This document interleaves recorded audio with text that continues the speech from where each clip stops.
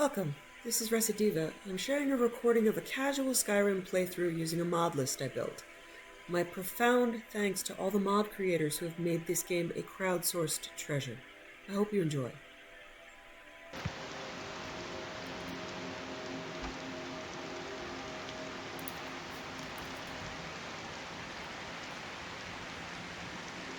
Okay, weirdly, I only have one Kagramez resonance gem? Huh. I should have a couple. Alright, try Febelthars.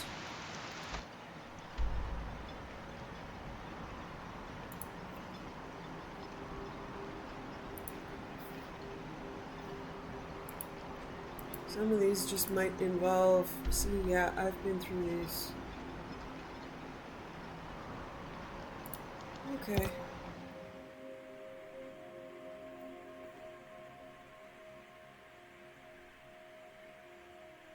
So, I might just need to run through here. Because, I know I bought one. I should have gotten one. Oh.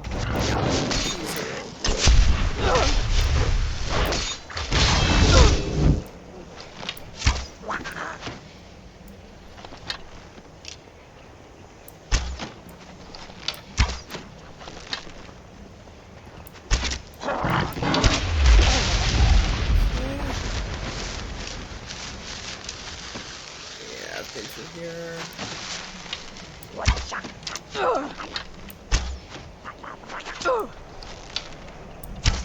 Really hard to see, little buddy. Did you guys like wear some rave bracelets or something?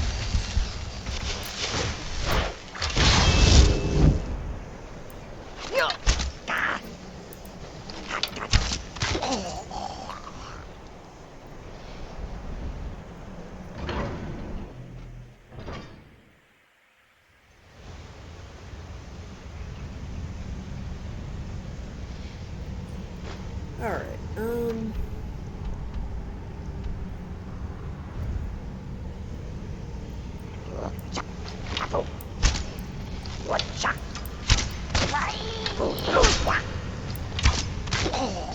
okay, so it looks like I actually need to progress more through Fabelthars to get the Kagramez gems, which is kind of weird, but let's see if I can do it.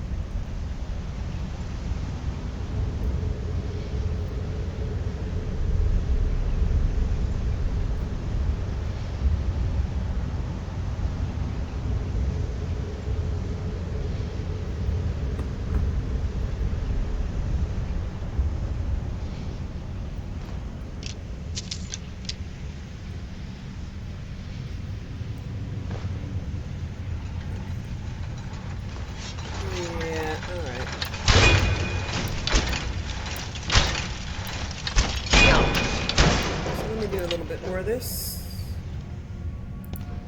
Alright. We already tried this. I remember.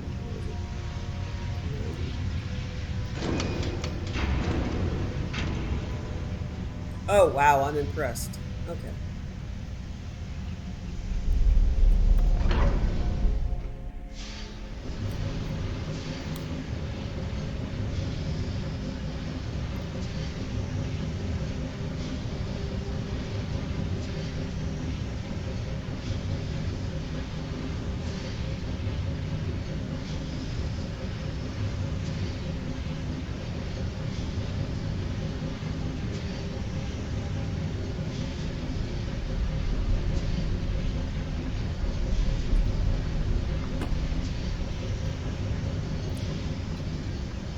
Okay,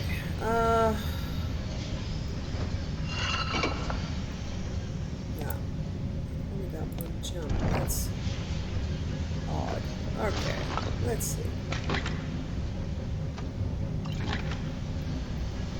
Got the tar.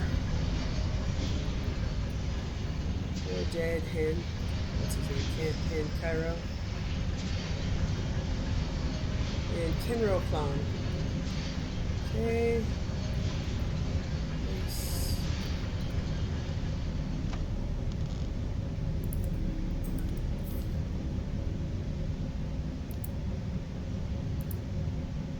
Yeah, unenchanted weapon. Okay, I can't place it yet, apparently. Apply the pyrolic tar.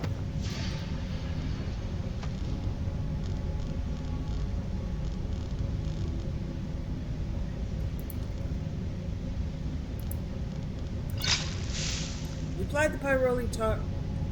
Pyrrole. Pyroil. Pyroil. Okay. I applied the pyrolic tar to the unenchanted weapon. That's hard to say. Okay. Pyroil. Okay. Use the forge to enchant and restore to true flame. Okay, so I need the other gems, which we already knew. And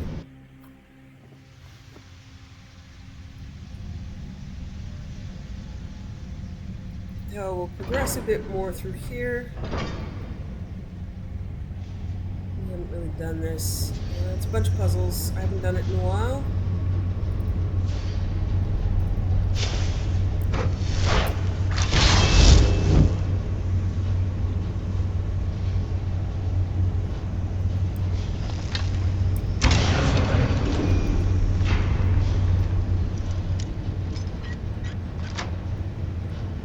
So there are two locations in Solstheim that have progressive puzzles where you have to collect things from around the world. One is Fabelthars and one is Kagramez.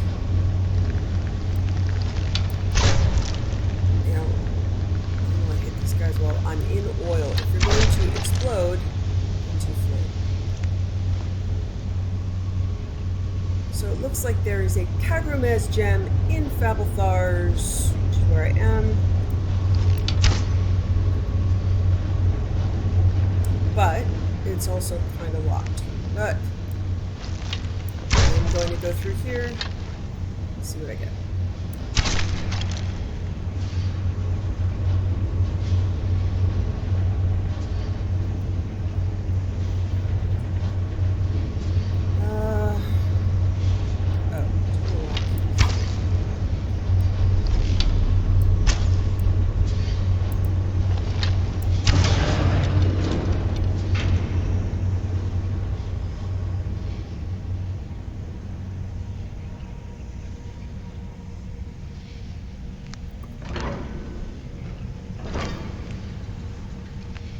Ooh, pretty mushrooms. Hello.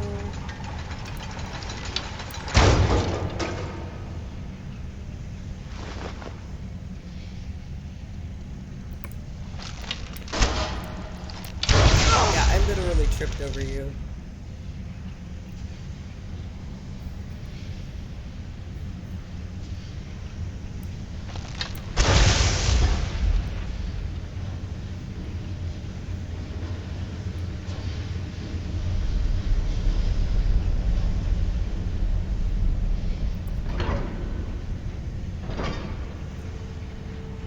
Oh boy, yeah.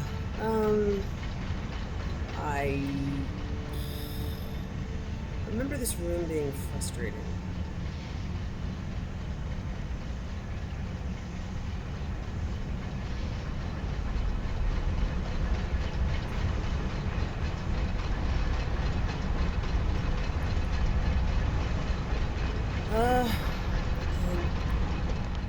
Okay.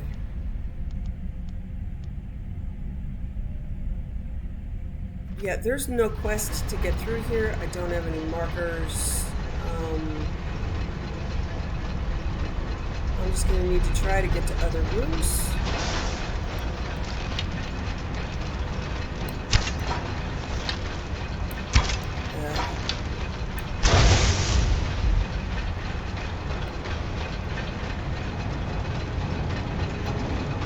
Yeah, there is a door over here.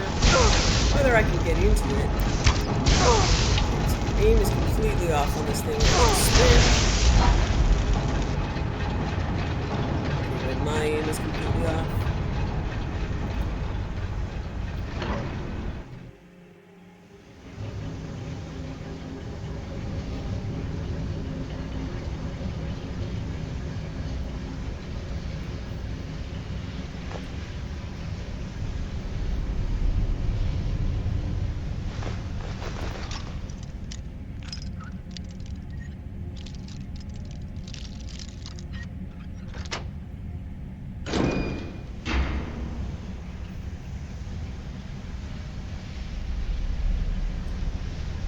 I think I also remember going through here.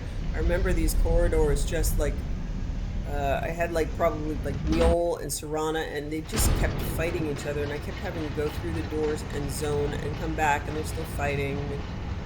What the hell?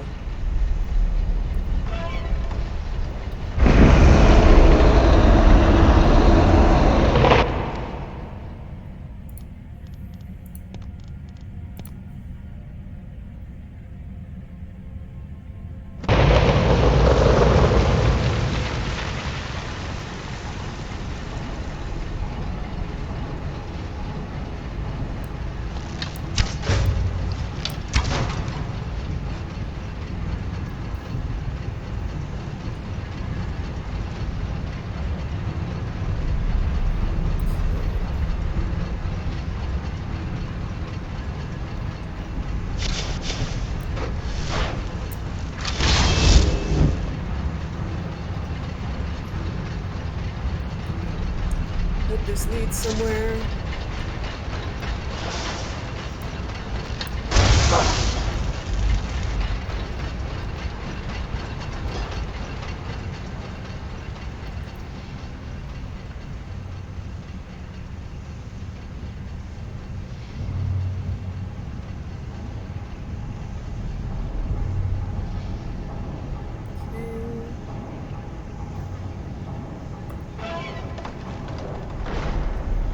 That's gone down. I'm going to... Well, there's a problem when I have two options, because I'm going to go into this door and then I'm going to forget about that ramp, but we're going to try.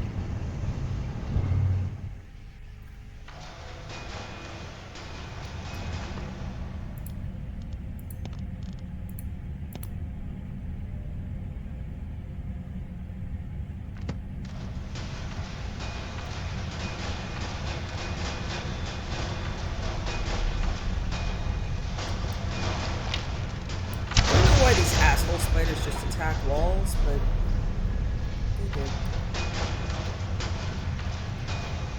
Okay, this is locked. There's no way in.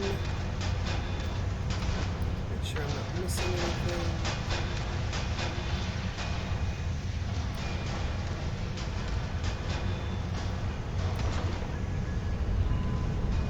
So non-linear puzzles for me are an issue. I can solve one stage at a time. Cool. As it branches. Okay. There's stuff up there, right?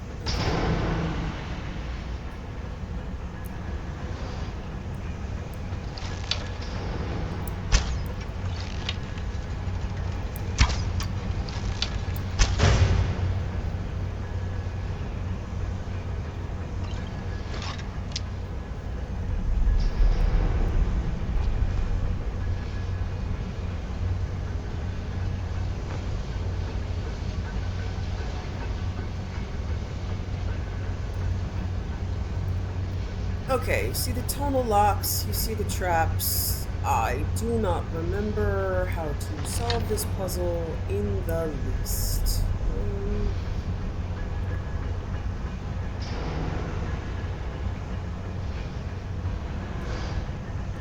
I don't even know why I'm solving this puzzle.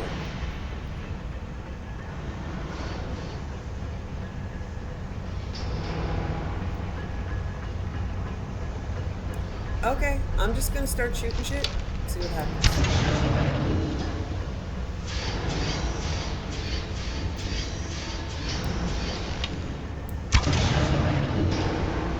Okay, so we're seeing steam in the...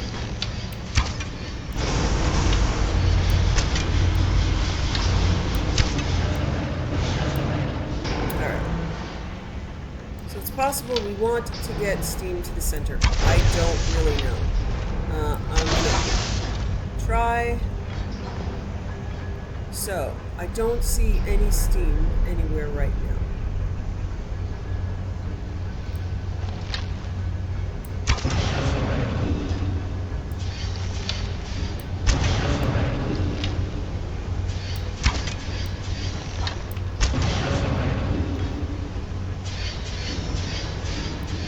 Okay, it's turning. Alright, you see a change. The It's turning, and there are pins that are out. I don't know. Yeah, it looks like it needs to be done in a certain amount of time. I don't really understand.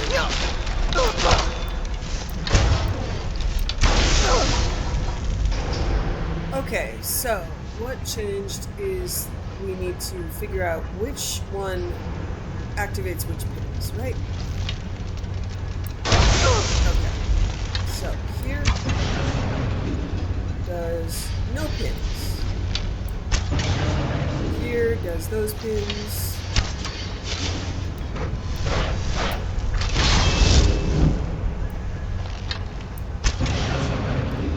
Though, you know, maybe it is all of them, I just need to do them quickly.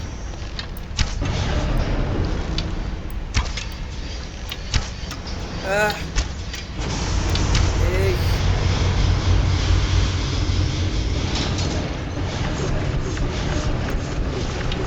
Okay, so when you get it wrong, you get howies.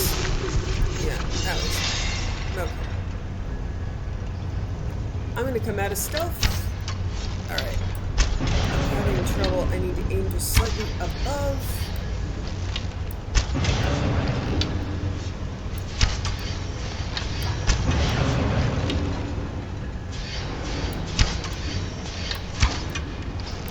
Boy. Not good.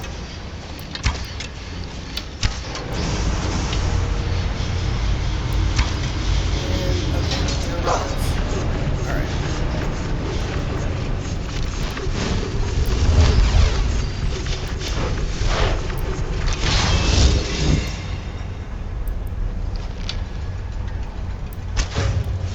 So I don't even know yet if it's about speed or if it's about which ones I'm hitting.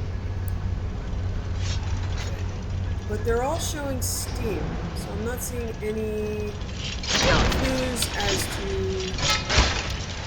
why I should leave some of them out. I just need, my aim needs to get better. As I'm aiming for the actual things, I need to aim slightly above.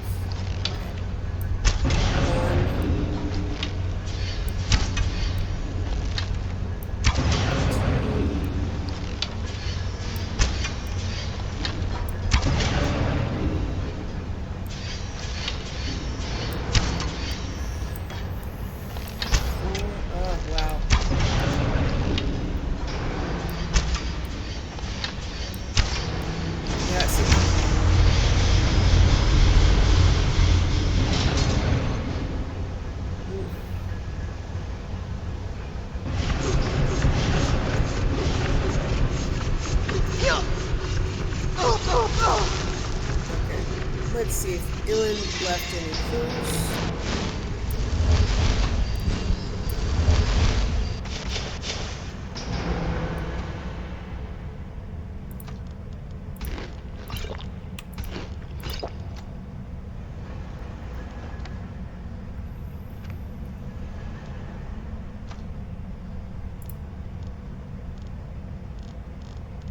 Ulin's journal. Alright. Adis stayed back on the gears to hold off these metal monsters, but she hasn't shown up, so I'm going to press on and hope for the best. Unfortunately, my progress has been blocked by a gate that I can't pry open. Following the pipes, it appears that the gate is controlled by the large boiler in the center of the room. I'm going to try shooting the resonators with an arrow to see if that opens the gate. The first attempt didn't work very well. Each of the resonators appears to route steam when I shot them, and things on the boiler started to go blue, which seemed like a good sign. Unfortunately, once I shot a few of the resonators, the lights started turning orange. All the steam vented from the boiler, and several dwarven constructs came out and attacked me. Still, the visage of Mazund must be here, so I'm going to try again. I'm sure there has to be a trick to it. Perhaps if I could fill the central boiler with just the right amount of pressure. I seem to recall that 3 parts lit up when I hit the resonators on the left. I'm going to try from the right this time and keep track as I go. Okay. Alright, let's try from the right and keep track as we go.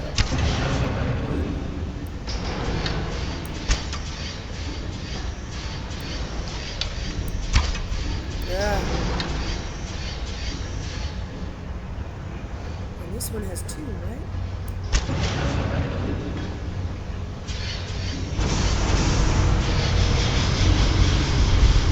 Okay. That is incorrect. But getting rid of the puzzle. Oh wow. Oh wow. Oh hey. Oh.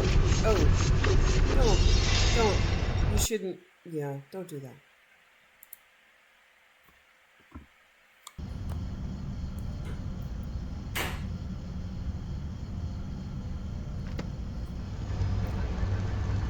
Okay, in the meantime, I'm not even gonna pretend that I didn't look up the answer.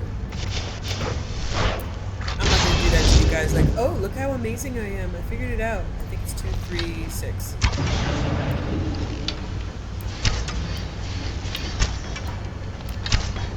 Oh my god. It's not timed at all.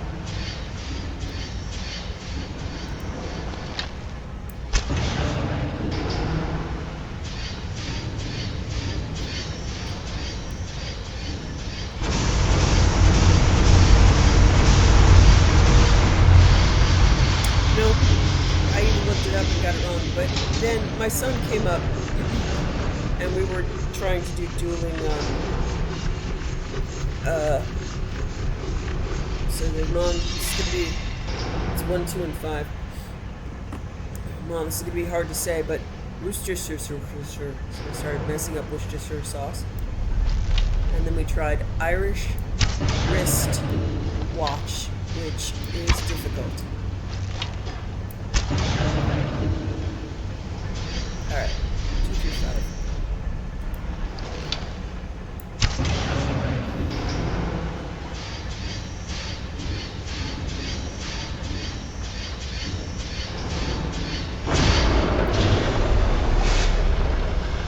Okay. So as you can tell, I don't necessarily like puzzles. I like puzzles like modding, like figuring out that. It's different. Okay. So we go back and I assume this door has opened.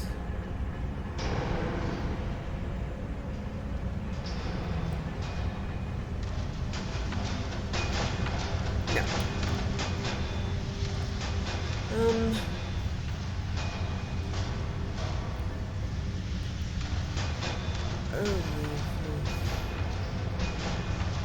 Can I hit that? No. Alright.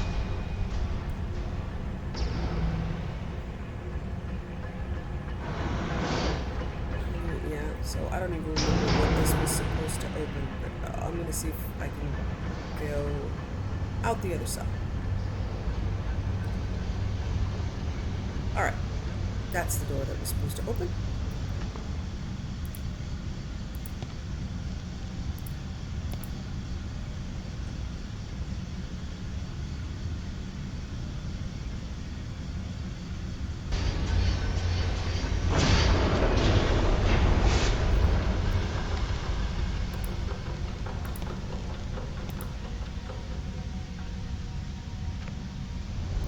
Okay, that was scary. Just trying to save. Yep. And not like the, okay, you just have to quit out, but like you have to restart your system. I don't have to restart the entire computer, but I do have to log out and redo everything. Which messes up my recording, of course.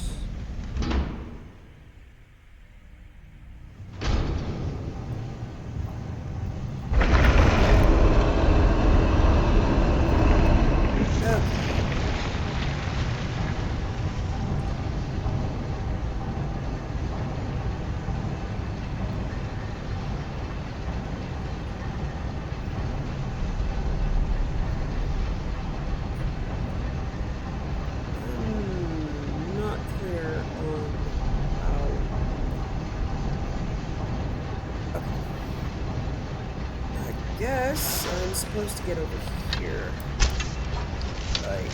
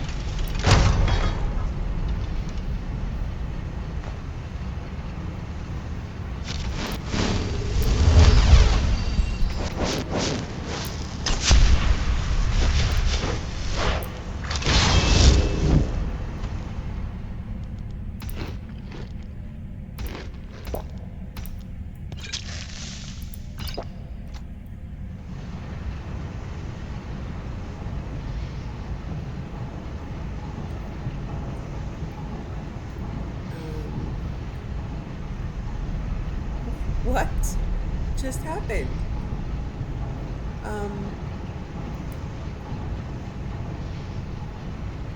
I...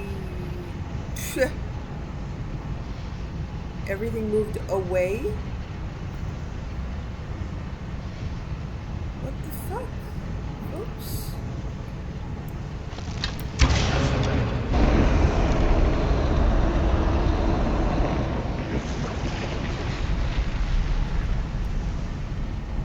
Okay, so I'm assuming I'm supposed to do this.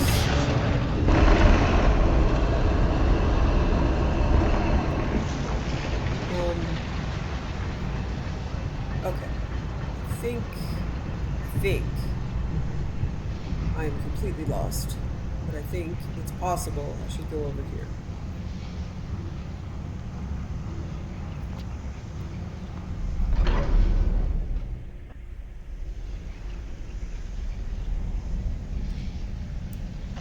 It's at least a new place.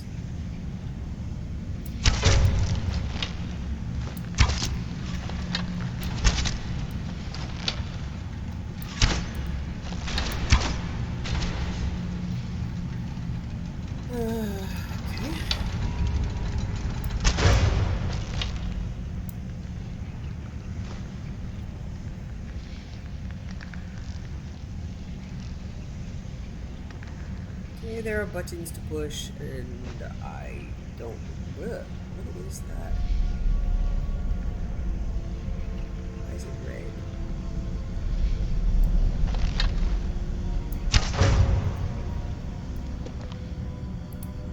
Okay, I assume some of these open the doors, and some of these, awaken the monsters.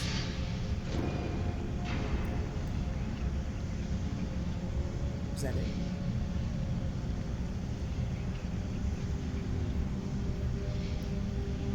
Okay. Door open. I'm taking it. Oh, okay. Also bars. Fine. Mock me in my poor eyesight. Calling it. The Dwemer are ableist.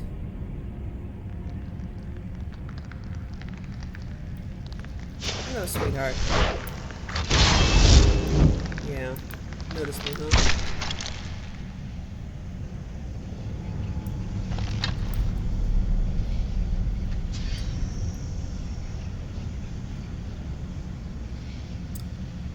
Okay.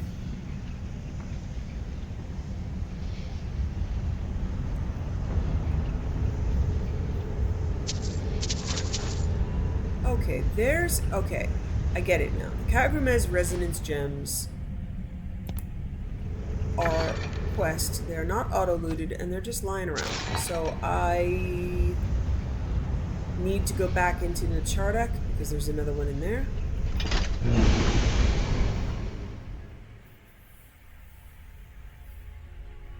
I don't even know if I can remember how to get to the end of Nachardak, but I'm going to spare you guys that. I'll just go pick it up. It's my fault. I'll just show where it is when I finally get there. Yeah, they really don't want you like going back in certain ways. Alright. Let's see if there's a back entrance to Nachardak, which is... Yeah, okay.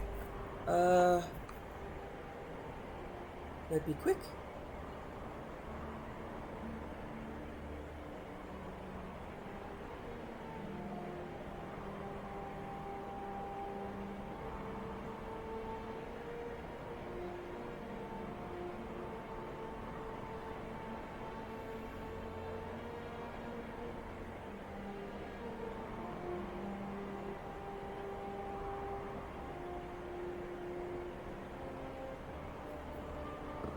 Alright, I don't see it. So...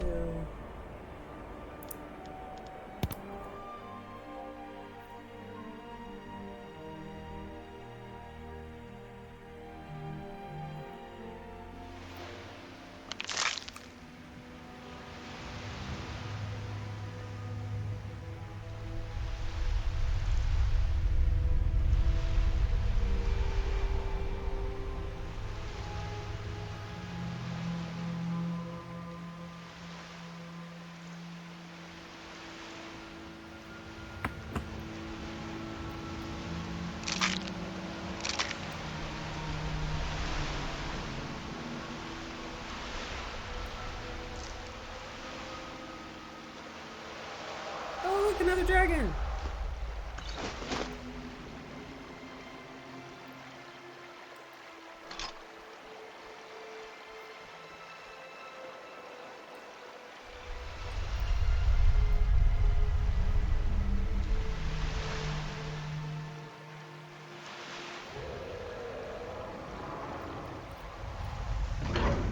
Okay, at least I'm not locked out.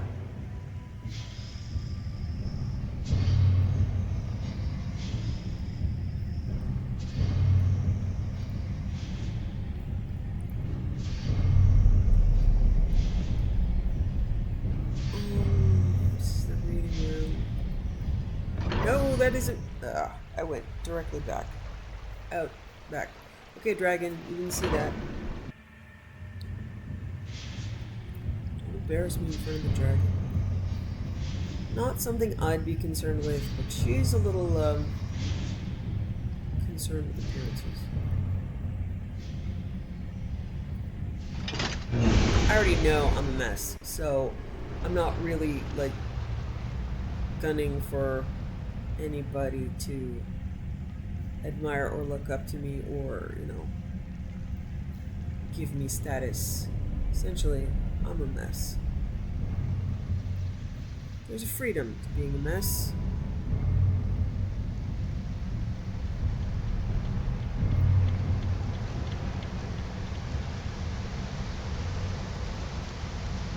Okay, this whole thing was about opening up this room, right? I don't even remember. Is there a Kaidan gem around here?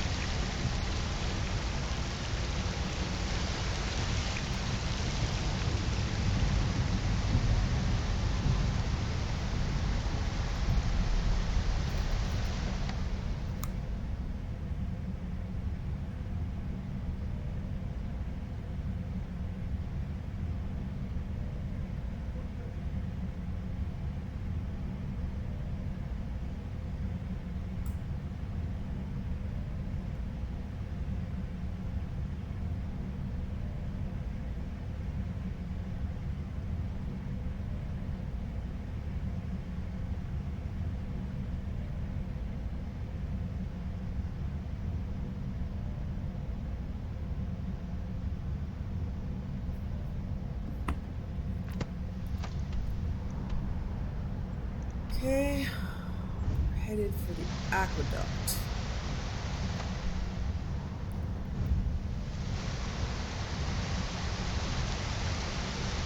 Oh crap, seriously? Oh. Oh no.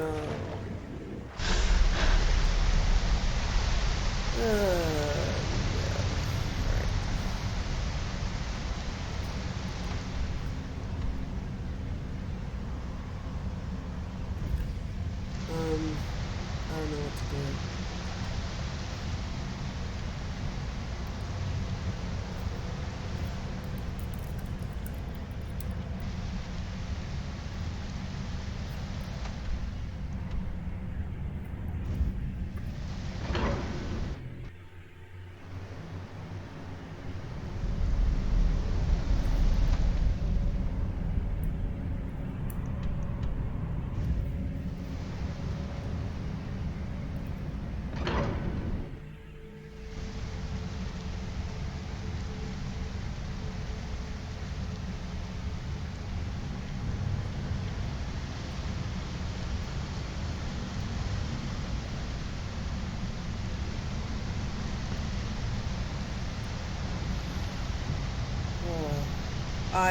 I am not going to be able to reverse engineer this puzzle. So I'm going to load a gem, hope it is the right gem. Yeah, this is crazy. I'm not gonna be able to do that. I'm going to have to remember the next time I come through here. But yeah,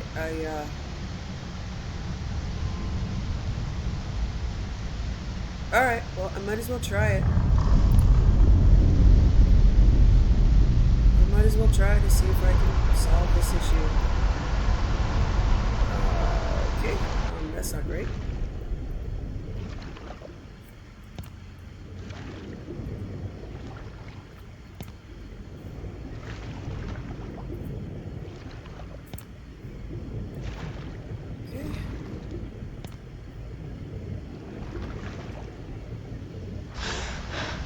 need to get into the boiler room.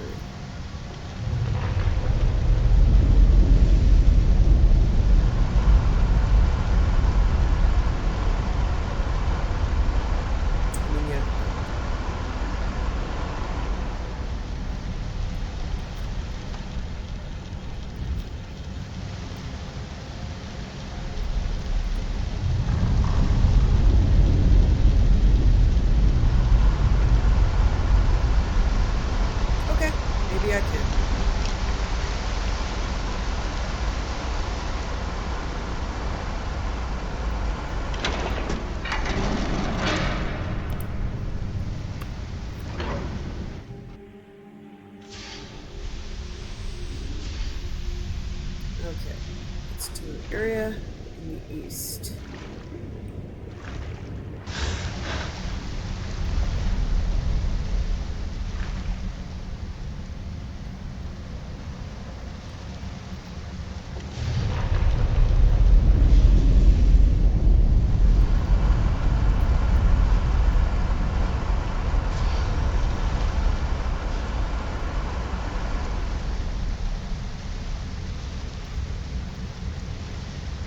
Okay, so it looks like I never really got in there, huh?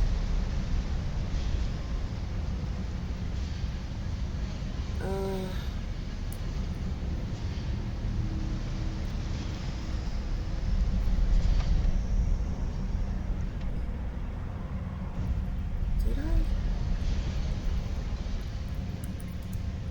Let me click through and see if it's in here.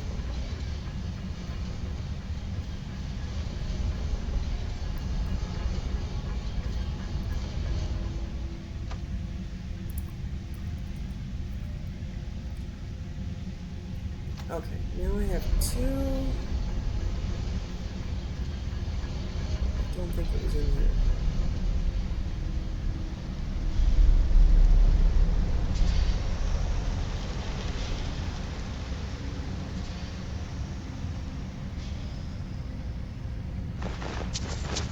Okay, there it is.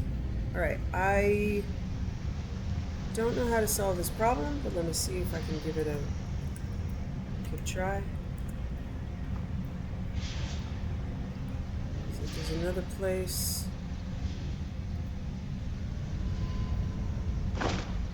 where I can put... It just looks like it should be pushed. Okay, so put this there.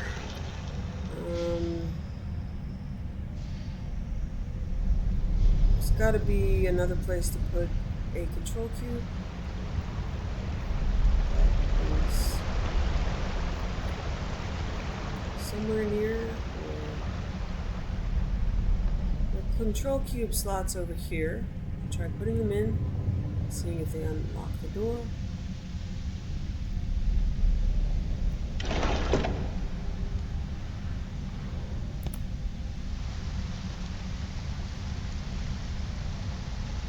Oh, okay, so these are for the gates. Alright.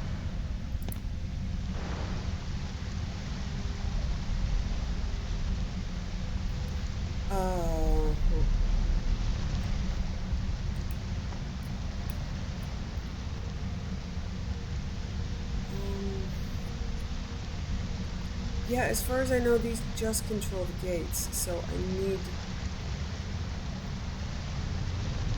to place...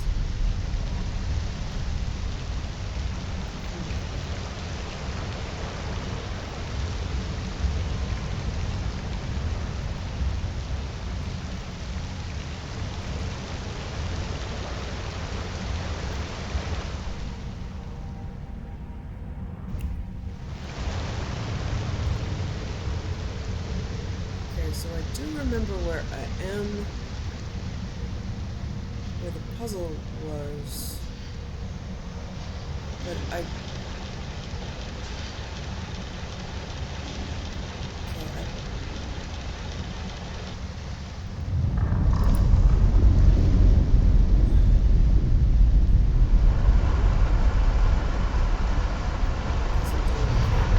that just raises it towards water.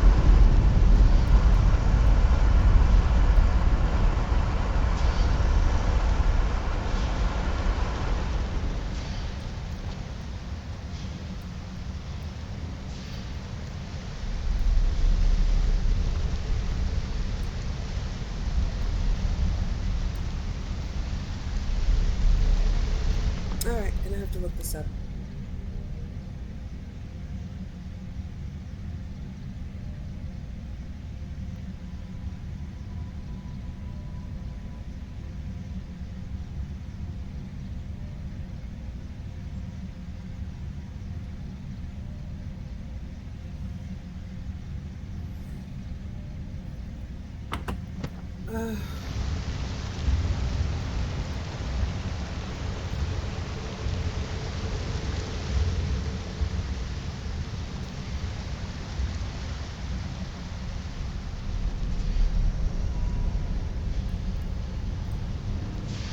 I don't have the slightest idea how to unlock those.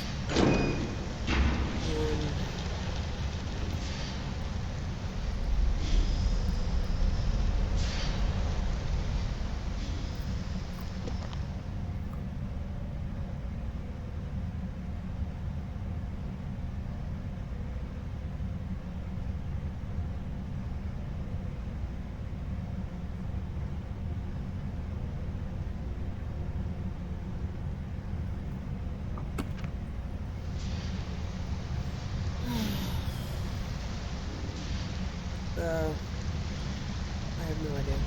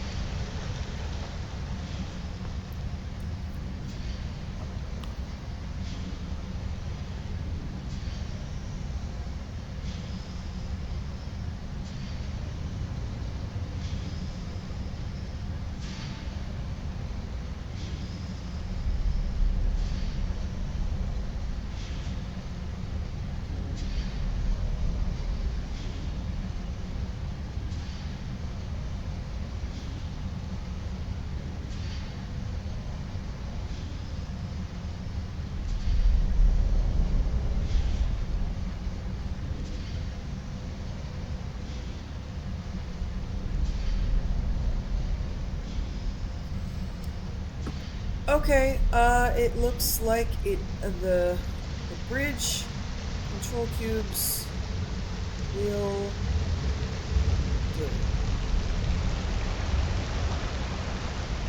I'm not sure how I'm going to be able to tell,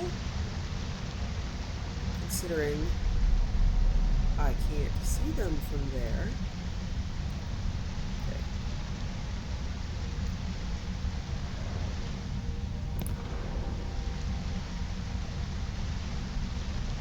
Okay, I just heard something. No, that's that cool. That's not helpful.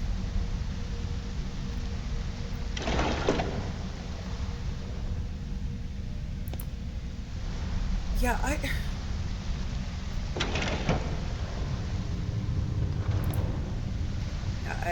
I don't know. I'm gonna clip through. I'm not gonna be able to tell from here. I'm just not, folks. Okay. And as far as I know, if I do this, then those come up.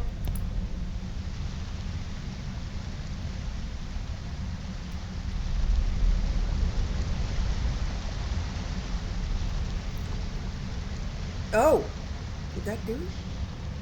Oh my god, I did it. Wow. Okay. Alright. That's how.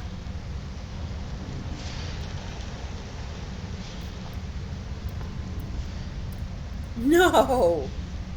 No!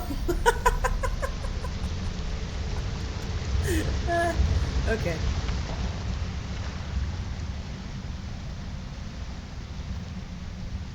But that's how you do it.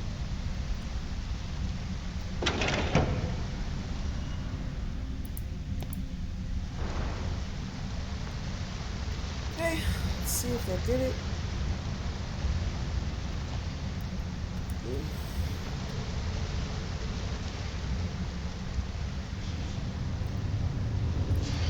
This one is closed. This one is closed. Alright, you know what, guys? That's how you do it. I'm done with messing around with this. I don't really care enough. It's one door, I'm flipping through.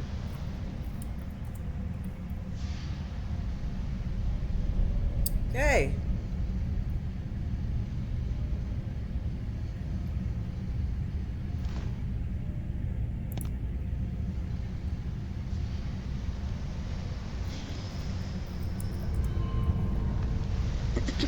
Alright, I am porting out of here with this place.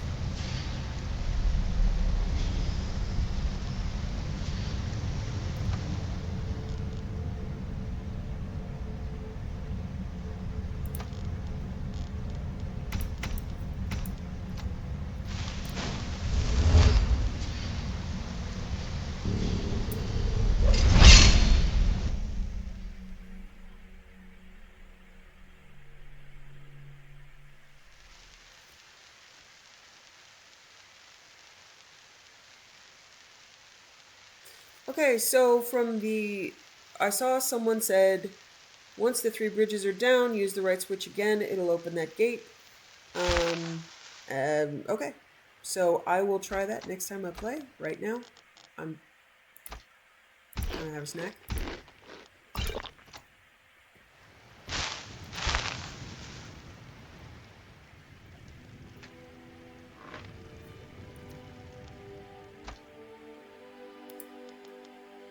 The Bear of Markarth. Crimes of Ulfric's Stormcloak by Arrhenius Arius, Imperial Scholar. Ulfric's Stormcloak is considered a hero by many for his part in quelling the Forsworn uprising.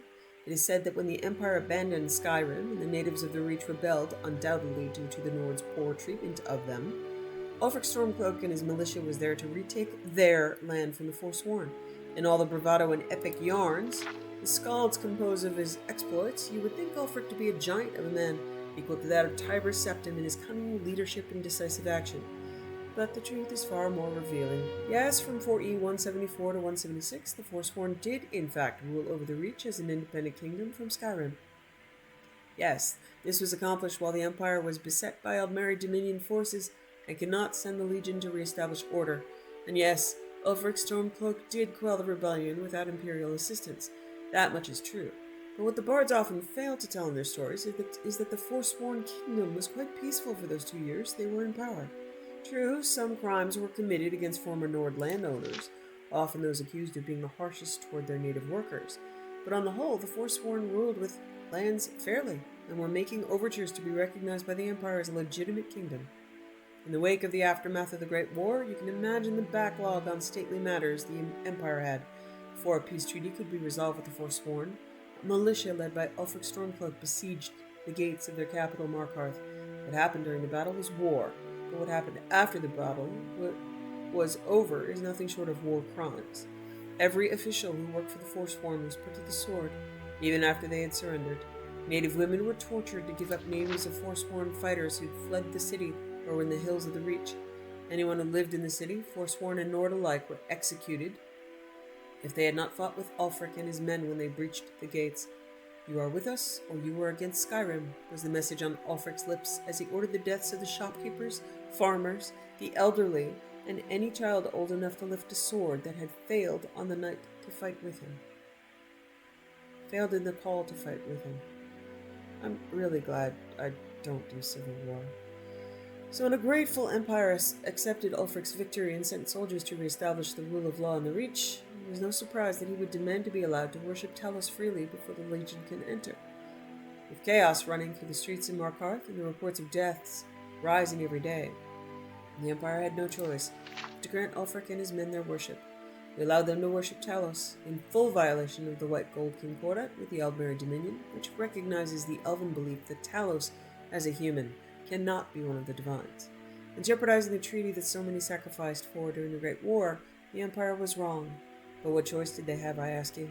Against the Bear of Markarth, Ulfric Stormcloak, no, is not an answer. Ugh. Black Arrow, Volume 1, by Georges Couture.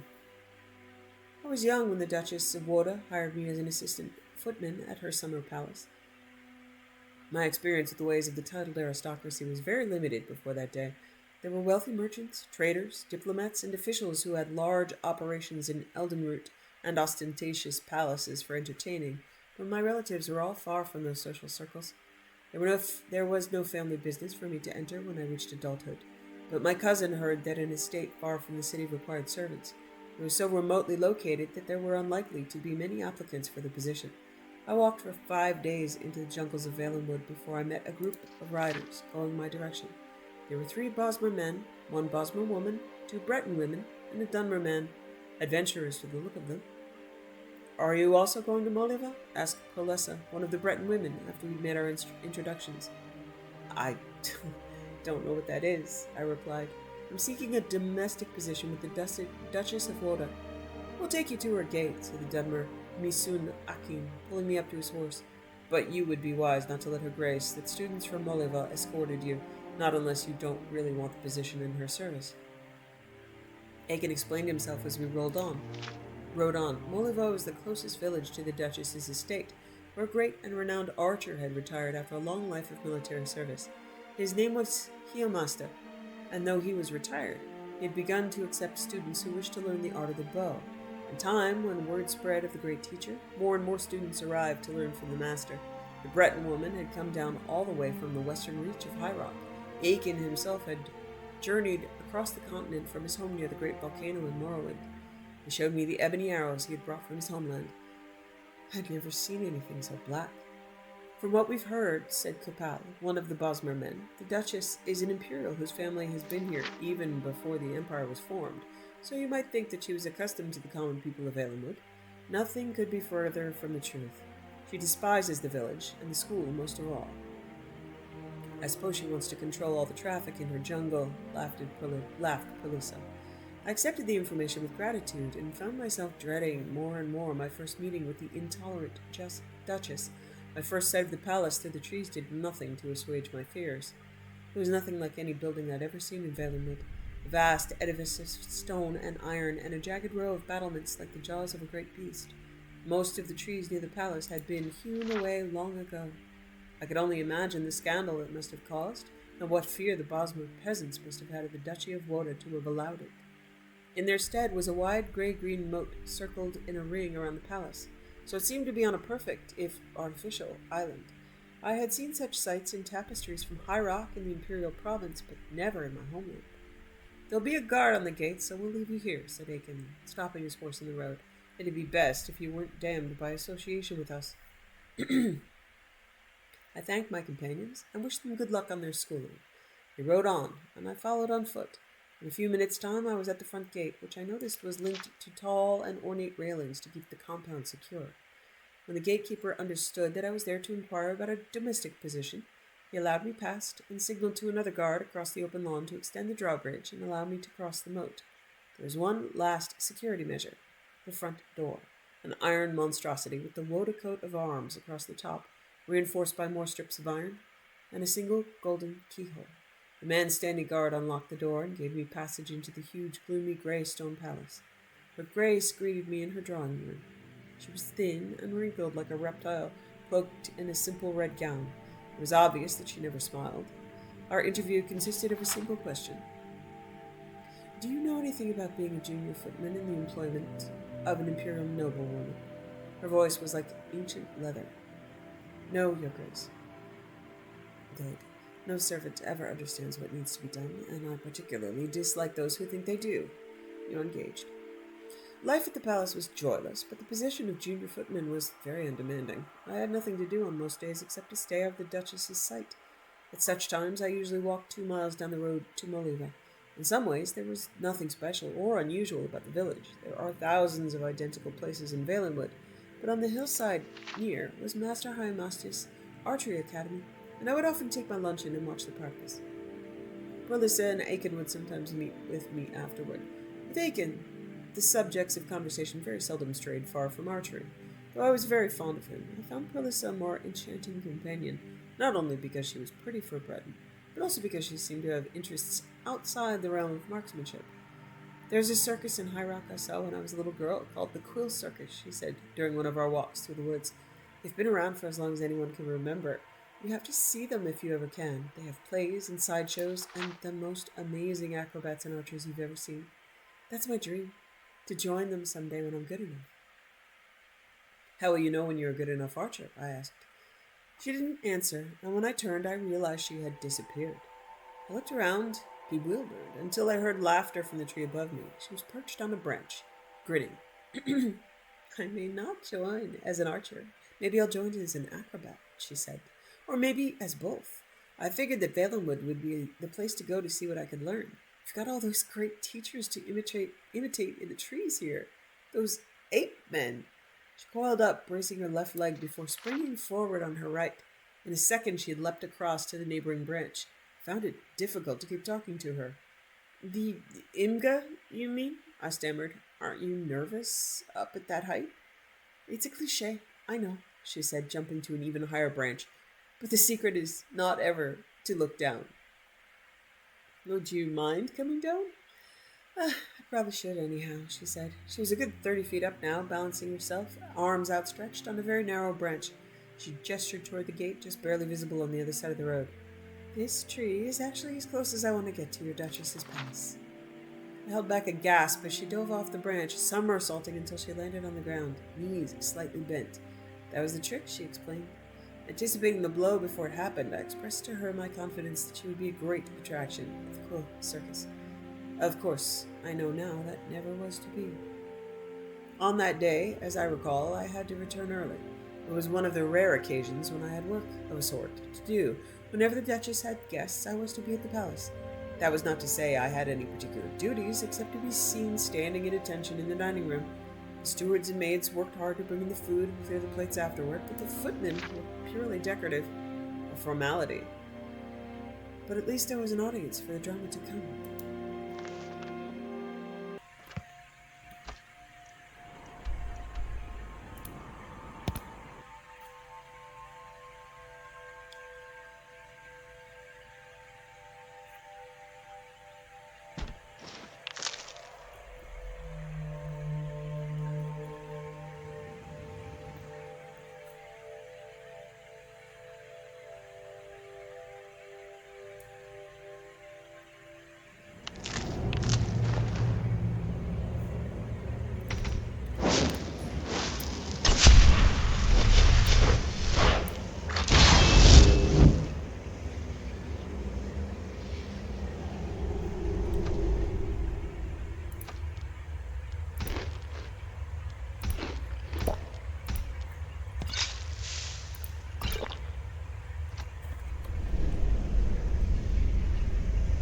So, it looks like we might pick something up in here that might lead us to a place. Oh, I killed everybody. Yeah, I killed everybody. So, that's not okay.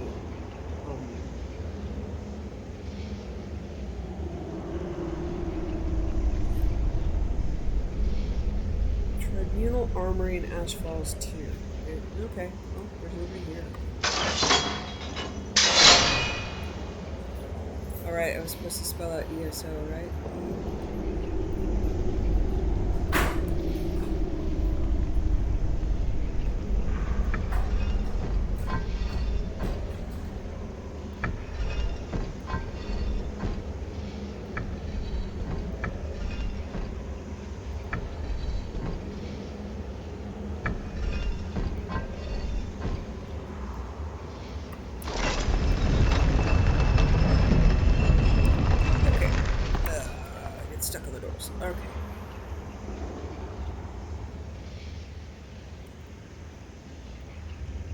Yeah, I don't think anybody's alive. I killed them all, so I'm not really sneaky.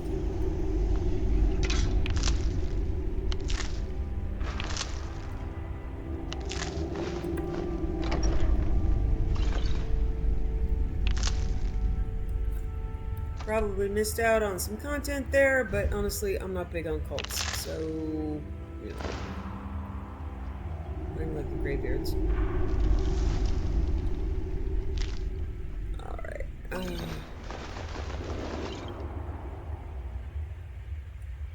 know where the armory is.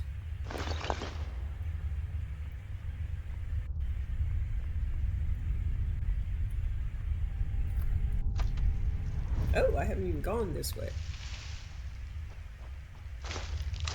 Bunch of ashiams. Okay, yeah, this is basically a farm and probably burial center. I don't know.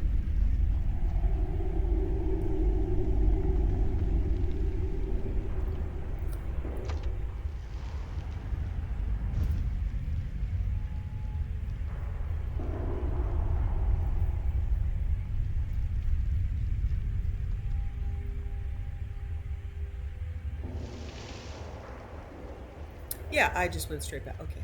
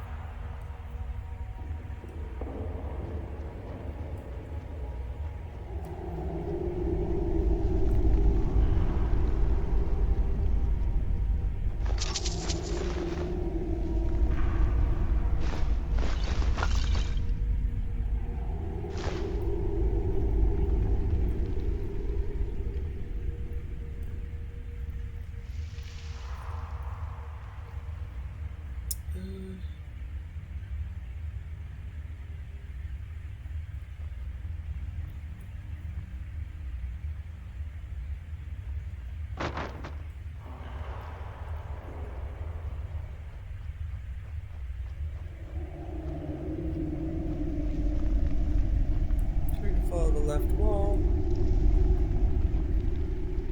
Get me to new places.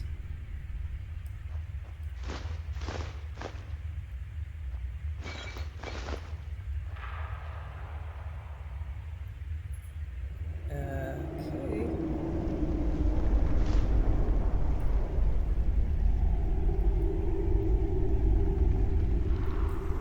Is this an armory? Thanks.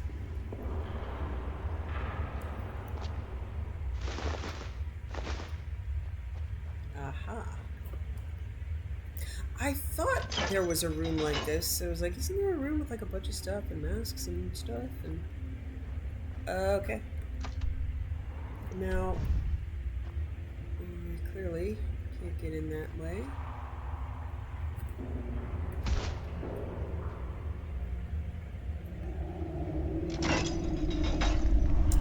Activating the pull chain does nothing.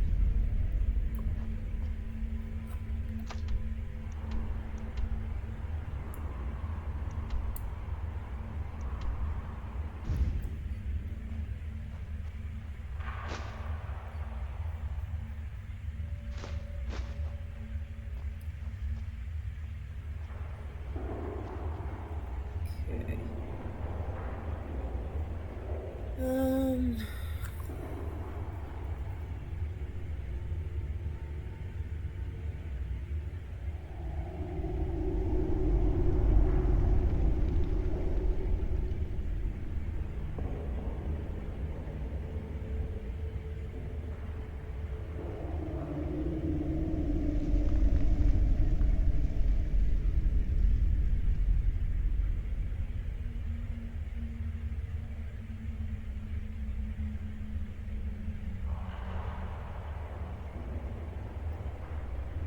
okay, there might be some things in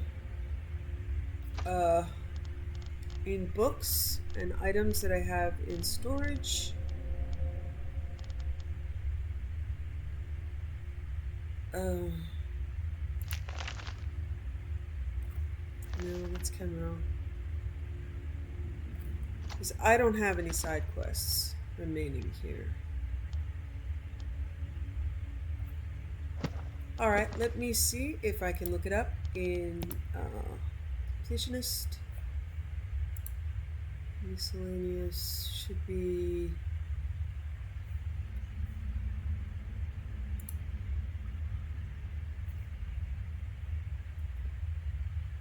No, maybe let's see. Creation Club.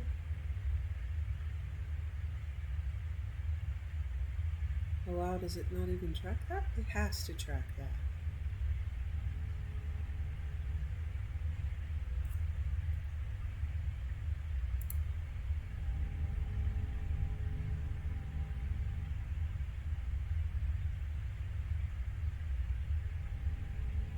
Holy crap. I don't see a section for Creation Club.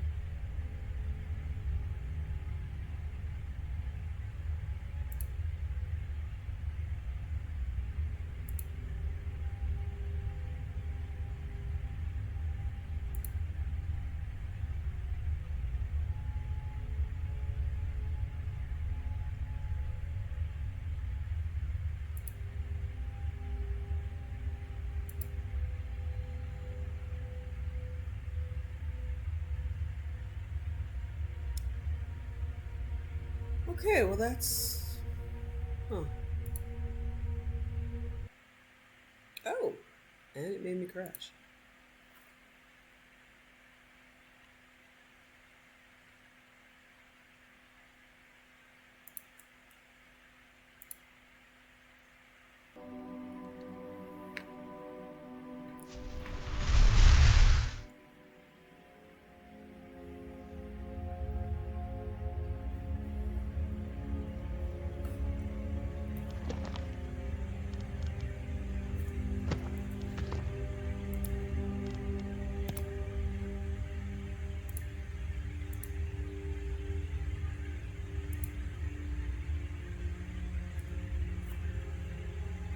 Okay, I don't have the Ghosts of the Tribunal quest.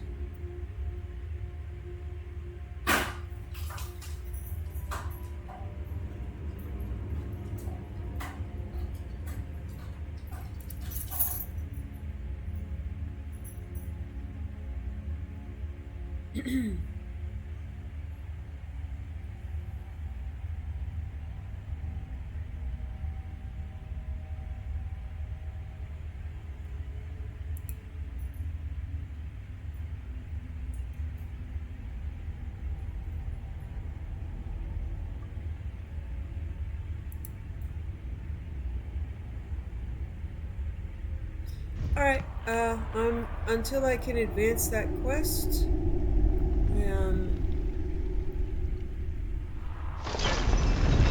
not really able to get into that room. Guess this is just a way out. I'm gonna take it for now, and I'm gonna have to do some wizardry behind the scenes to get any of it to work.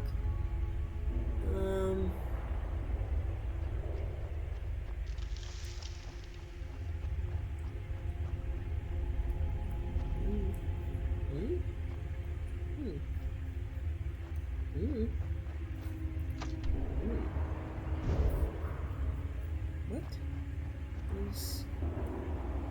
Oh. Why though? Is this the way out? I think so. Okay, this is a bit of a maze for me. I wish I were much better at navigating things, but I really just get lost way too quickly. It's a shame.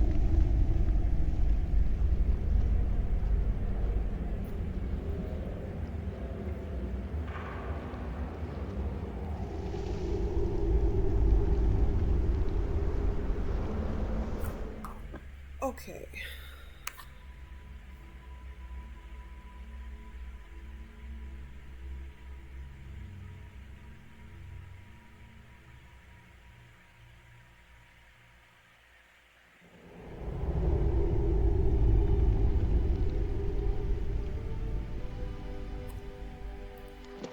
Okay, so what I am trying to do is... Alright, yeah, I hid ancient technology for a reason. Yeah.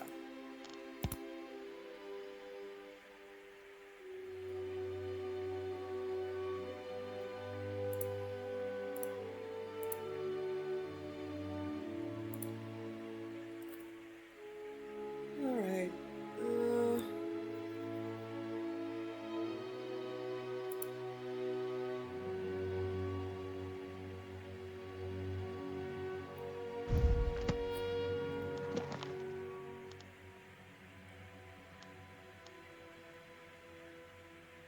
Okay, Dwarven... Yeah, I'm looking for the Dwarven Forge gems.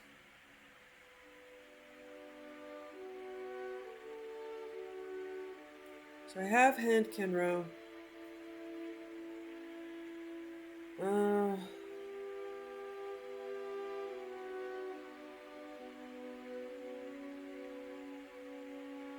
Okay. Yeah, I'm kind of stuck here. I would need to...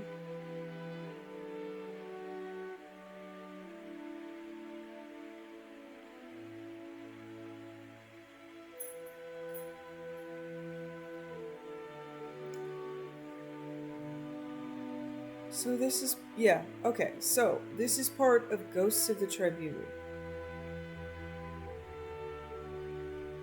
And I have the book in my inventory. And that's the quest.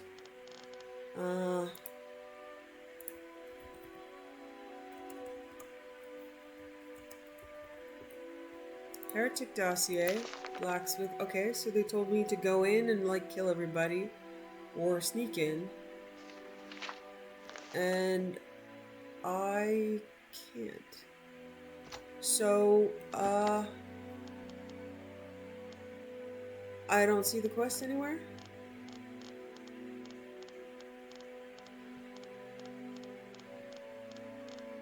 It's gonna be... I mean, this is ridiculous for me to try to find it in this insanely long list of quests. Okay, Ghosts of the Tribunal. After finding information on a group of tribunal heretics, I followed the trail to a hidden temple full of worshippers. I attacked the matriarch and a guard, claiming the temple of the heretics. So, that's it. It's over.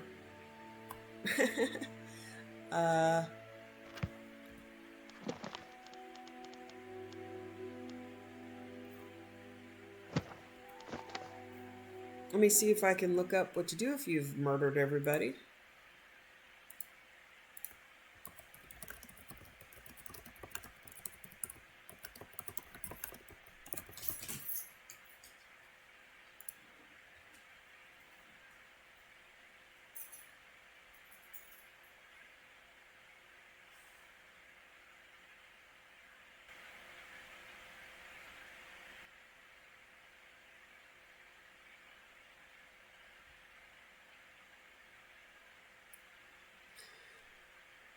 Okay, this is very confusing, and it appears that a lot of people have had this issue. So it's one more thing I'm going to have to do a much deeper dive on fixing. For now, I'm going to hide it.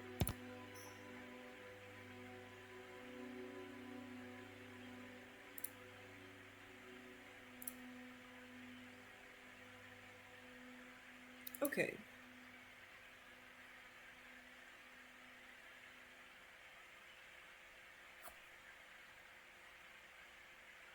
Alright,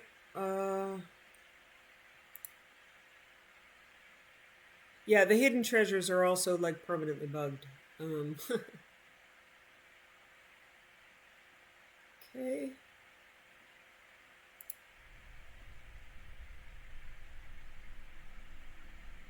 Alright, I'm gonna finish Telvanni research. Ooh, it's dark. Okay. There's some ash spawn. Oh, there's always ash spawn at Fort Frostmoth.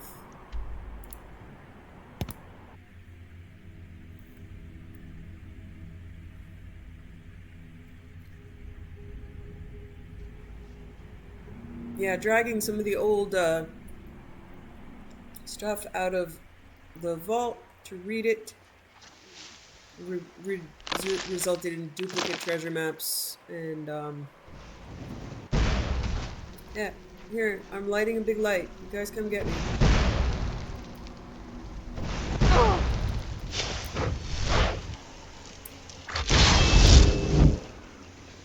Hey, buddy.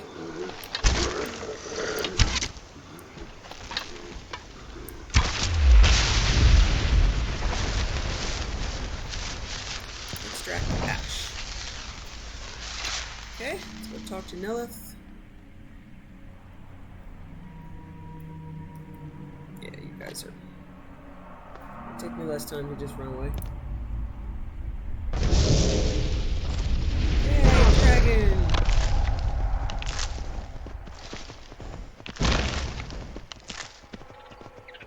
So I did learn by downloading and getting Morrow Oblivion going that Solstheim is a DLC spot in Morrowind also. So it'll be interesting to see the difference between the two places.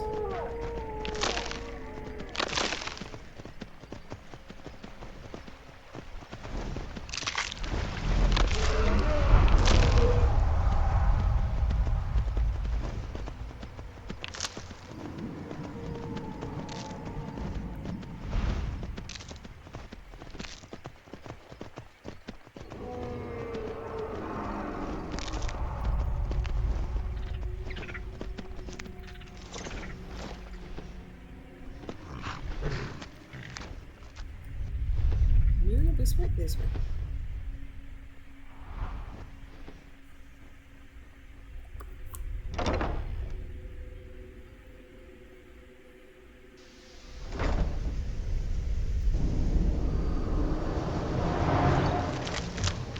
Hey, man. Defeating Mirak was an impressive feat. I'm curious to see if Hermaeus Mora seeks you out because of it. I have the ash sample. Well done. Here are some septums for your troubles. If you come back in a day or two, I should have the spell worked out. You can buy it from Talbis. Okay.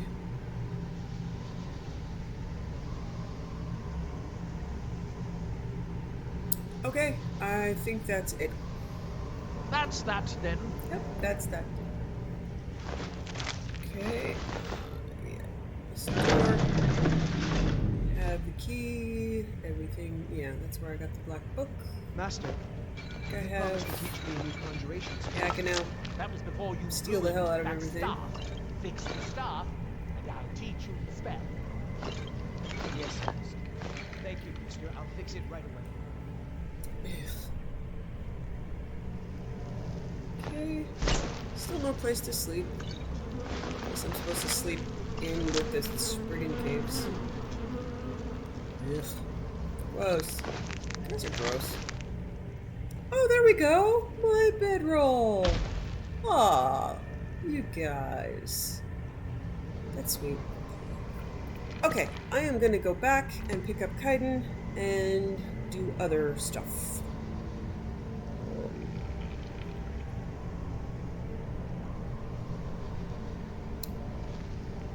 Let's see.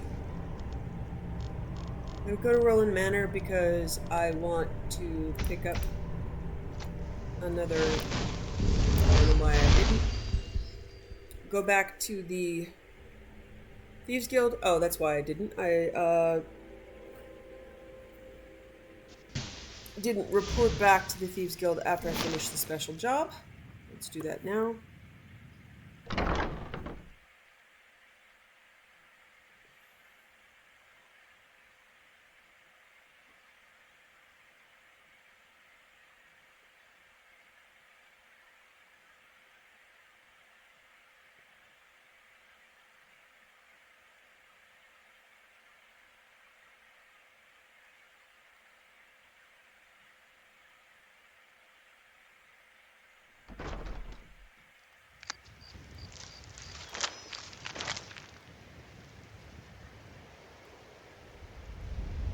Okay,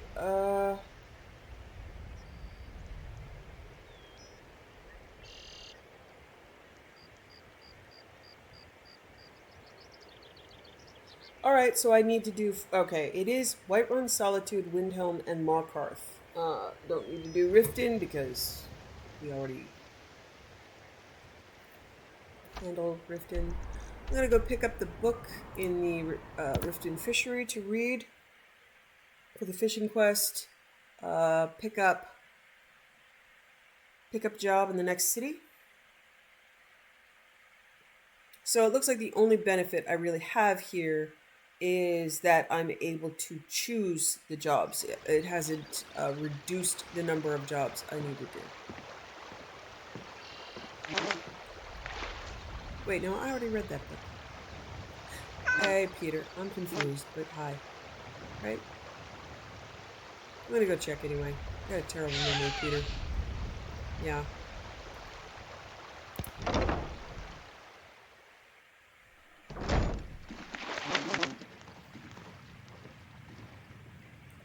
Nope, I didn't. Fishing Mastery version, Volume 5. As a master fisherman, you have accomplished almost everything. You've fished in pools where the weather's fair, and hooked curious fish that come out for the rain. You've dipped your rods in half-frozen lakes and in waters tucked away in bottomless caves. You've fished the breadth of Skyrim from Winterhold to Falkreath and become an expert of the craft. But there's still more to learn. The rarest fish cannot be lured with technique alone. One must center themselves and be in tune with the water mentally and spiritually. You also need more specialized rods, not the cheap ones you find at the general goods store. The Nords are excellent craftsmen, but for the rarest, most exquisite, most delectable, most vainglorious, spectacular fish, you must use rods of Alakir and Argonian make. If you've managed to obtain such rods, then you're ready to embark on your final test. Angelfish, caught in temperate lakes, small in size, rarely caught, seen in any weather, caught with an Alakir fishing rod. The angelfish is a rare jewel of a fish. They prefer freshwater lakes in mild climates, but they're far from delicate. While they're small, angelfish can be quite aggressive toward other fish. Their natural habitat is a mystery, but stories of angelfish swimming in glades untouched by man or myrrh have sparked many fishermen's imaginations. Angler, caught in freezing waters, large in size, rarely caught, seen in any weather, caught with Argonian fishing rod. The angler is an ugly brute of a fish that swims in the deepest trenches of the Sea of Ghosts. It fancies itself a fisherman by wearing a lure on its head to attract other fish. However, in this world, there's always a bigger fish and a bigger lure. You're the angler that will catch the angler, if your rod is up to it. Lyre-tail Antheus, caught in temperate streams, small in size, rarely caught, seen in any weather, caught with Alakir fishing rod. It's said that the lyre-tail Antheus is a social butterfly. One look at its color and you can see why. Its vibrant scales make even an Argonian jealous. The local legend is of a fisherman who became lost in the woods and was lured into a beautiful grove by the sound of the wind through the evergreen trees. There he saw Lyre-tail swimming in a pool that was clear as glass. Of course, the spriggan that dwelt there made his legend a short one. Scorpion fish, caught underground, large in size, rarely caught with Argonian fishing rod. They say there exists a tavern so dark that it drives any who delve into it to madness. It is in these untouched depths that the scorpion fish finds its home. They also say that fishermen have plenty of time to concoct the most outlandish of tales. When I think about the scorpion fish, I'm reminded of the old tale of the frog and the scorpion.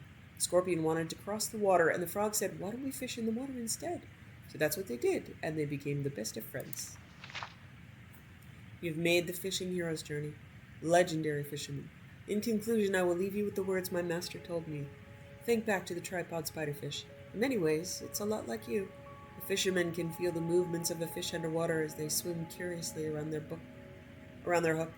They make their lure an invitation rather than a threat. And when they sense the subtle tug on their line, they know the moment they must strike.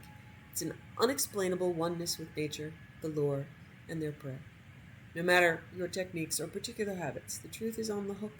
For when you catch the rarest of fish, you will have proven once and for all that you are a fishing legend, one who bows to no one.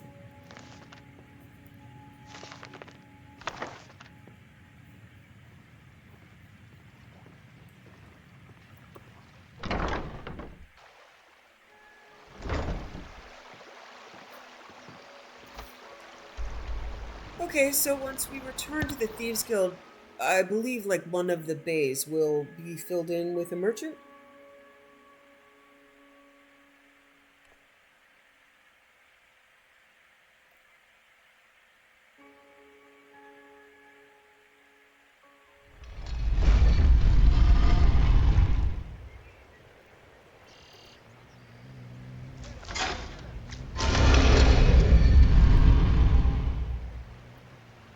So I have 12 more jobs to do.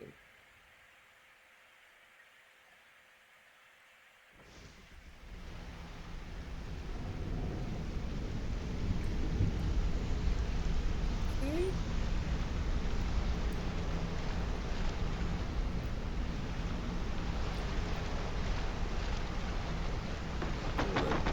Come on.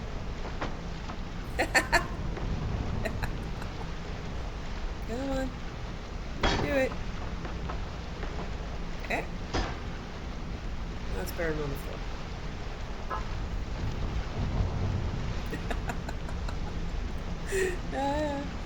That's a miss. What's this?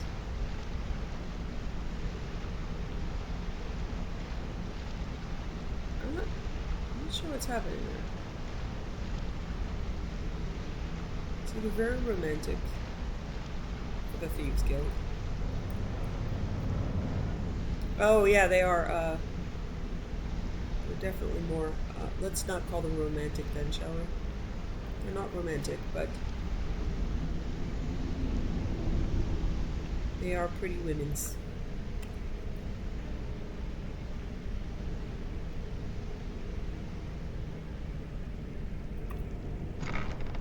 So I did in my next game. I'm definitely getting transportation spells. So I'm going to have transportation to the Ragged Flagon. These are the times when you really want a direct transportation from here to another place. Yeah, okay, look. This guy has filled in. Sindus. If you're in the market for the finest bows money can buy, you're talking to the right What person. the fuck happened to your face, Sindus? What have you got for sale? Take a look. Okay, so a merchant and armor salesman, ores. Until next time. Okay, so that's the first bay done. All the stuff is in the safe. Check with Vex again. I have work if Stick- you've got the backbone. Stick with the I handle the stick with the sweet burglary, jobs. shell, sweet. If you don't like that kind of work, talk to Delvin. He runs the more up-close and personal jobs. So I'm done with White Run. Now I need Windhelm. Got more than you can handle. One of the if you're in, what do you say? Here, just don't make me look like an ass in front of the guild and mess it up. Okay.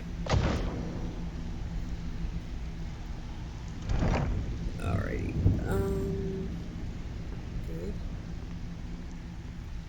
It's one thing to say you've got the skills to be a thief. If you're looking for extra work, talk to Vex or Delvin. They'll fix you up. Stick to the rules and you'll end up rich. Break them, and you're out on your arse. Simple, right? I don't know why you have an American accent saying arse, but okay. We don't say that.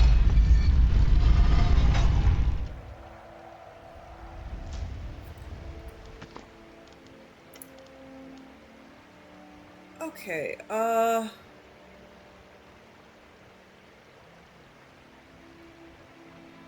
Angelfish, temperate lakes, caught with an alakir. So, let's try one of those. So, the temperate lakes are like the autumn shade clearing. I know there's... Yeah, let me check the autumn shade clearing. Wait, no, it doesn't have a fishing spot.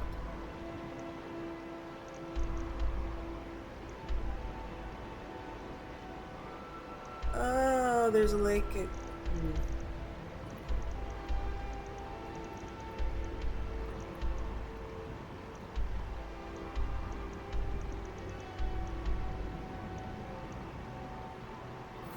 Alright, I'm gonna look up what...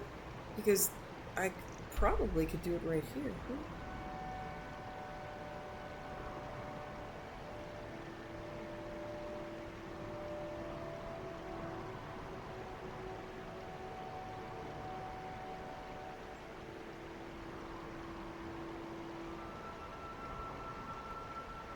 Ancestors Glade. Oh, I don't even need to fish. I can just grab it.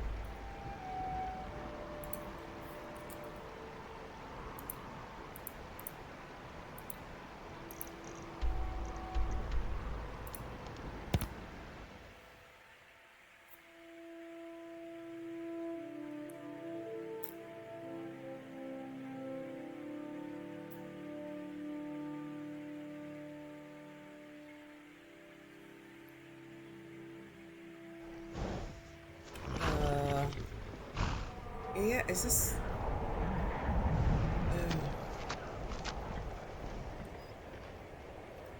is this... Yeah, isn't this the place with, like, the ancestor moths? I think so.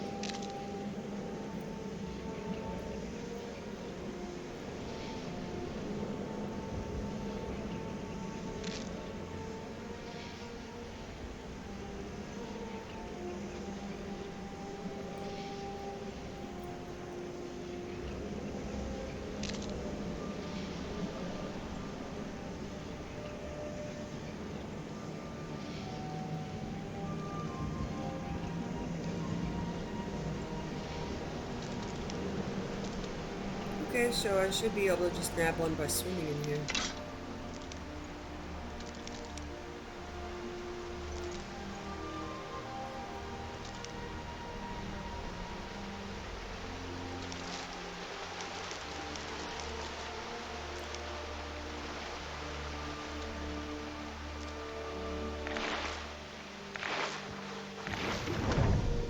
Angelfish. Okay. Bunch of ancestor moths. Old dead hag lady. No. Wisp lady. Hey guys. Thanks for all that protection and wisdom.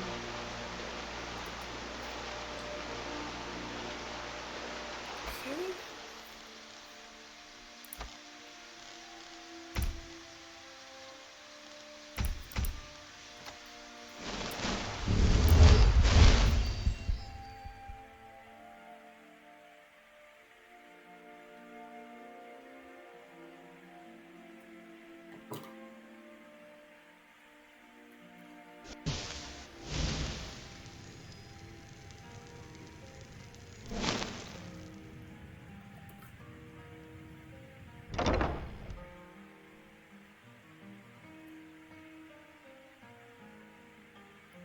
Oh, I think I'm probably not going to pick up Kaidan until I'm done with all the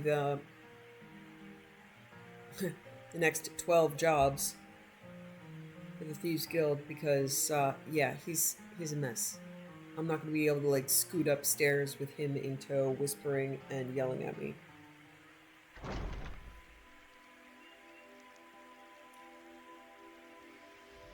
Okay, so to break up Thieves Guild and fishing, I'm going to be doing let's pick something from the... Oh my god, I don't know how to menu.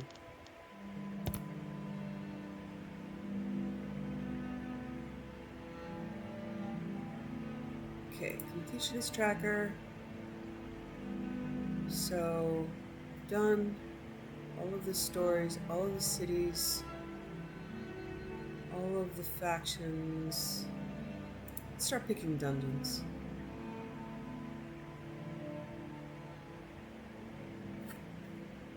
Okay. Anger wound.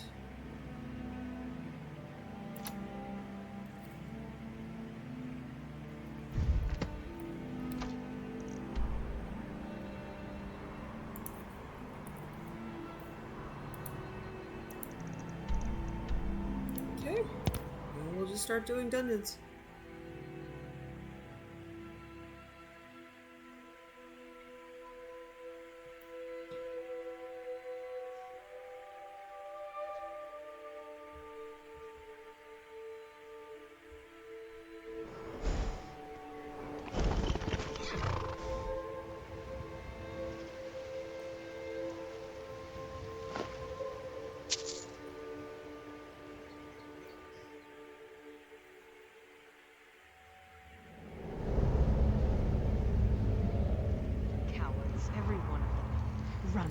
sign Oh, of I trouble. remember this. Okay. Oh, I didn't see you there. You seem troubled. Of course I'm troubled. I'm on the verge of incredible wealth. But my cowardly workforce ran at the first sign of danger. What scared them off? We were excavating this old tomb when we opened a chamber full of corpses. The team took one look, turned tail, and ran. Haven't they seen dead bodies before? Well, probably not like these. The ones in there are all still walking around. In any case, if I can't get past the creatures in that room, I can't recover the treasure. I need more manpower. Maybe I could help you, except it's woman power. Is that Hey, enough? that's not a bad idea. You look like you could handle yourself against these beasts. I'll tell you what. You help me get the treasure, and I'll split it with you. Deal? Deal. Excellent. With my brains and your brawn, that treasure will soon be mine. Ours. First, I need you to clear the main chamber of those monstrosities. I'll stay here until you're finished, planning our next move. Uh-huh. I don't remember how I did this quest before. I mean, I remember doing it, but I don't remember the outcome. I'm pretty sure I made a mistake that made it not be the outcome that I wanted it to be. So, we'll see. It is a bit of a maze. It's kind of confusing. But let's see.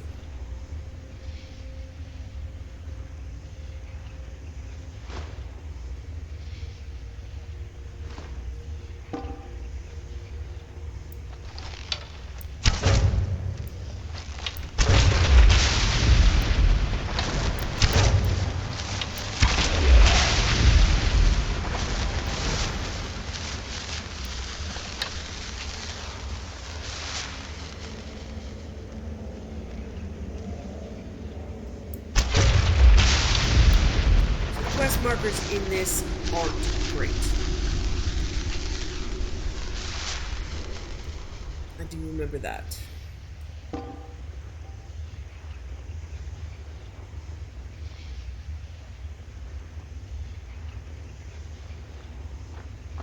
Have you killed them all yet? They're all dead. Then we've no time to lose. Follow me. Don't fall behind. So yeah, my character right now is, you know, if you'll even notice, I don't really play, I just load the loot. I'm not, it might be more roleplay to be like, ooh, I got a really cool dagger that's better than the dagger that I had, but I prefer to just kind of get that done with at the beginning of the game, and I'm just here kind of for the experience. So I don't even necessarily, this character doesn't even particularly care about whatever treasure is here. She's sure everyone else needs money more than she does. She's got 4 million gold. These doors seem to be the only thing left between me and the treasure. So she's got vague curiosity. Is there some way to open it? There'd better be. I didn't come all this way to leave empty-handed. There must be a way to activate these doors deeper in the ruins. Here, take this key. It should open the doors on either side of the chamber. Right. Yeah, this is where it gets, you know, really confusing.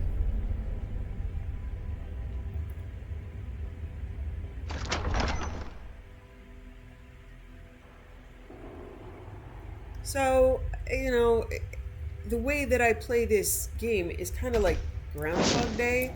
It isn't really about, you know, if you've ever seen the movie Groundhog Day, Bill Murray has to live the same day over and over and over, and he spends a lot of time at first running around like robbing banks and, you know, just doing all the stuff he couldn't get away with in a regular day, and then later he ends up just figuring out how to help people. So that's kind of how I'm playing this. This is my Groundhog Day. I just want to intentionally know how to do what it is I want to do.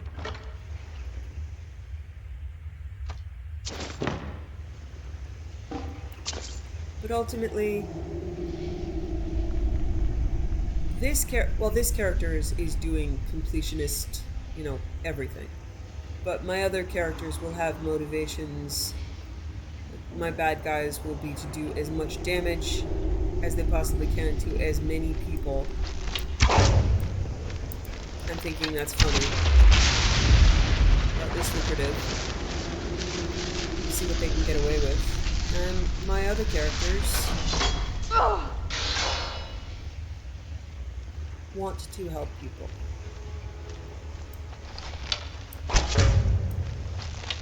So she's even willing to help this avaricious person at the beginning who's clearly not interested in someone else's needs. But she doesn't really have any needs. She's not going to take it particularly personally. Well, she doesn't have needs that aren't met.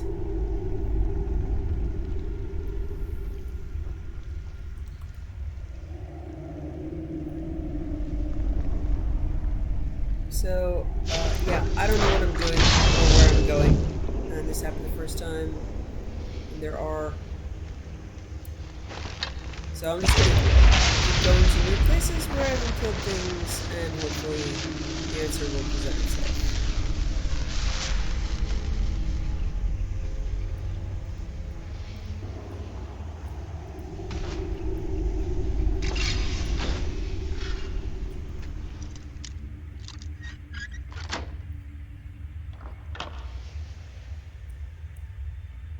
So really, even in a roleplay sense, avarice is only going to get you so far before there's just, there's still 3/4 of the game left to play, and you've already got more than you could possibly ever use or need.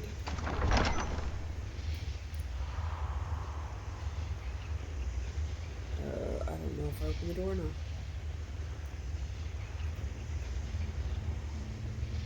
I remember getting very lost here.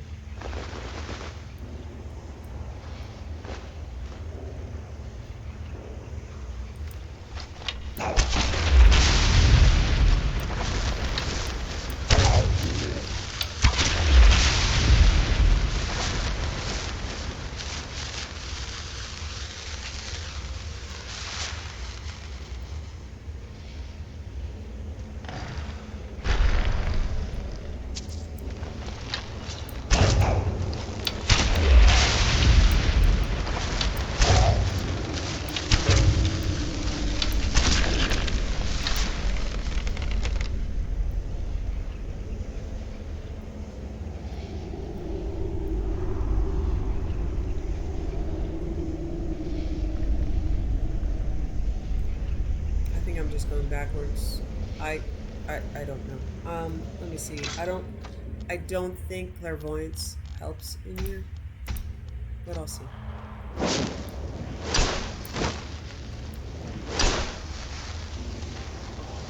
think it just leads me back to the door I'm not supposed to open. I can't open. Doesn't actually tell me how to open the door.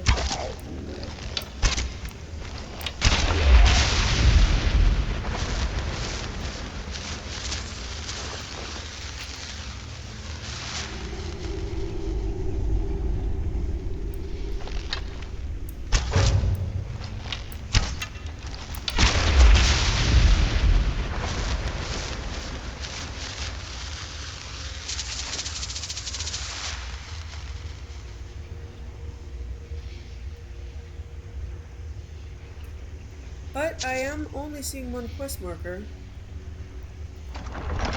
Okay.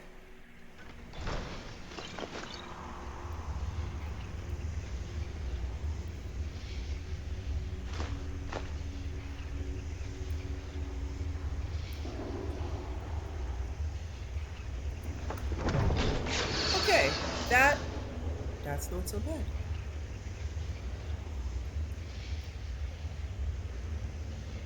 And if you'll notice, when I'm in one section, it doesn't lead me to the other section. I don't know if they fixed it, but that used to be part of an issue. is it just kept leading me to the other side.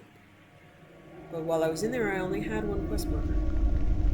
But yeah, now it's doing the thing I remember. Now it's leading me out.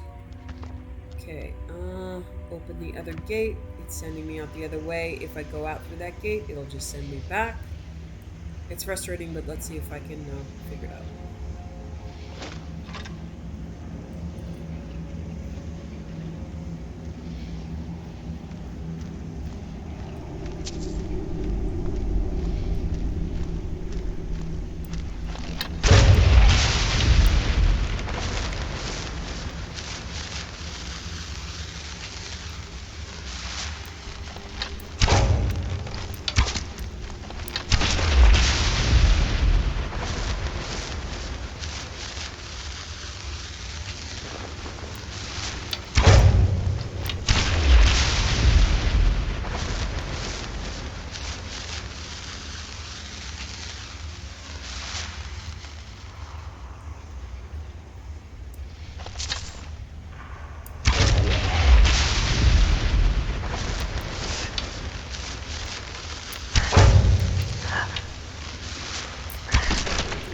Avarice doesn't keep bringing me back, but headshots, sure.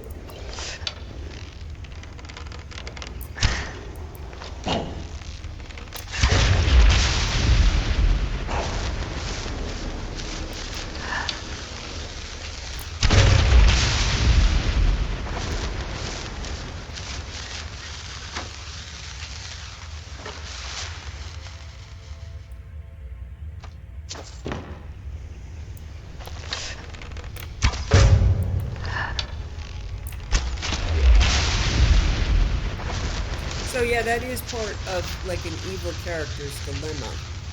Once you have, I guess it would have to just be, your main motivation would have to be, like, greed. Not let anybody else have anything, even if you don't need it. I don't think I'm very good at being driven by greed. It might be part of my main character dilemma. Because my bad guys are like, yeah, oh, okay, I've had enough. I mean, there's nothing else in it for me. I don't have to risk my body. I don't have to listen to people whine. But I suppose if you are playing someone, that might have to be something that I factor into my bad guys. Realize how much greed and not wanting other people to play with the toys you might have could motivate someone. But then they have to go out and be like all competent. Which is tough for someone who's really, really trying. So it looks like greed or just sadism. You know, just really enjoying hurting people. Which is why it's good to play a vampire, because we're always hungry. So I have to play a narcissistic, very greedy vampire. He doesn't figure out, hey, I can just, retire. No retirement. You gotta eat everywhere.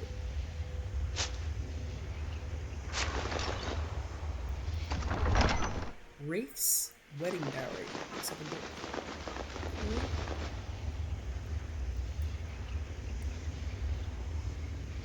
Okay.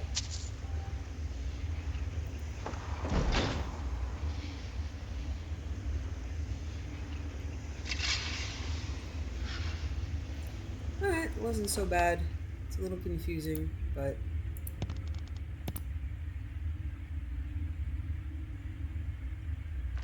doable. Is it? Yeah. It's mostly linear. Or at least I took the correct turns. Okay. At last, the treasure is mine. All mine. Yeah, okay, I couldn't have changed that. I remember, like, okay. Yeah. I couldn't have changed it. I remember. So she kills herself out of read each time. I couldn't remember if I got her killed or what happened. She gets herself killed.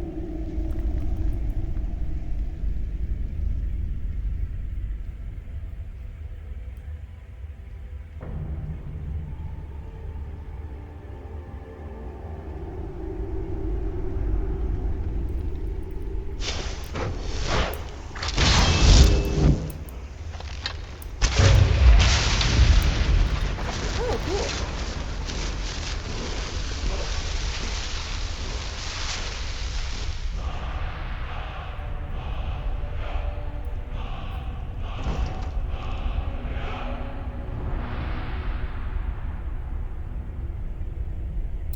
Okay.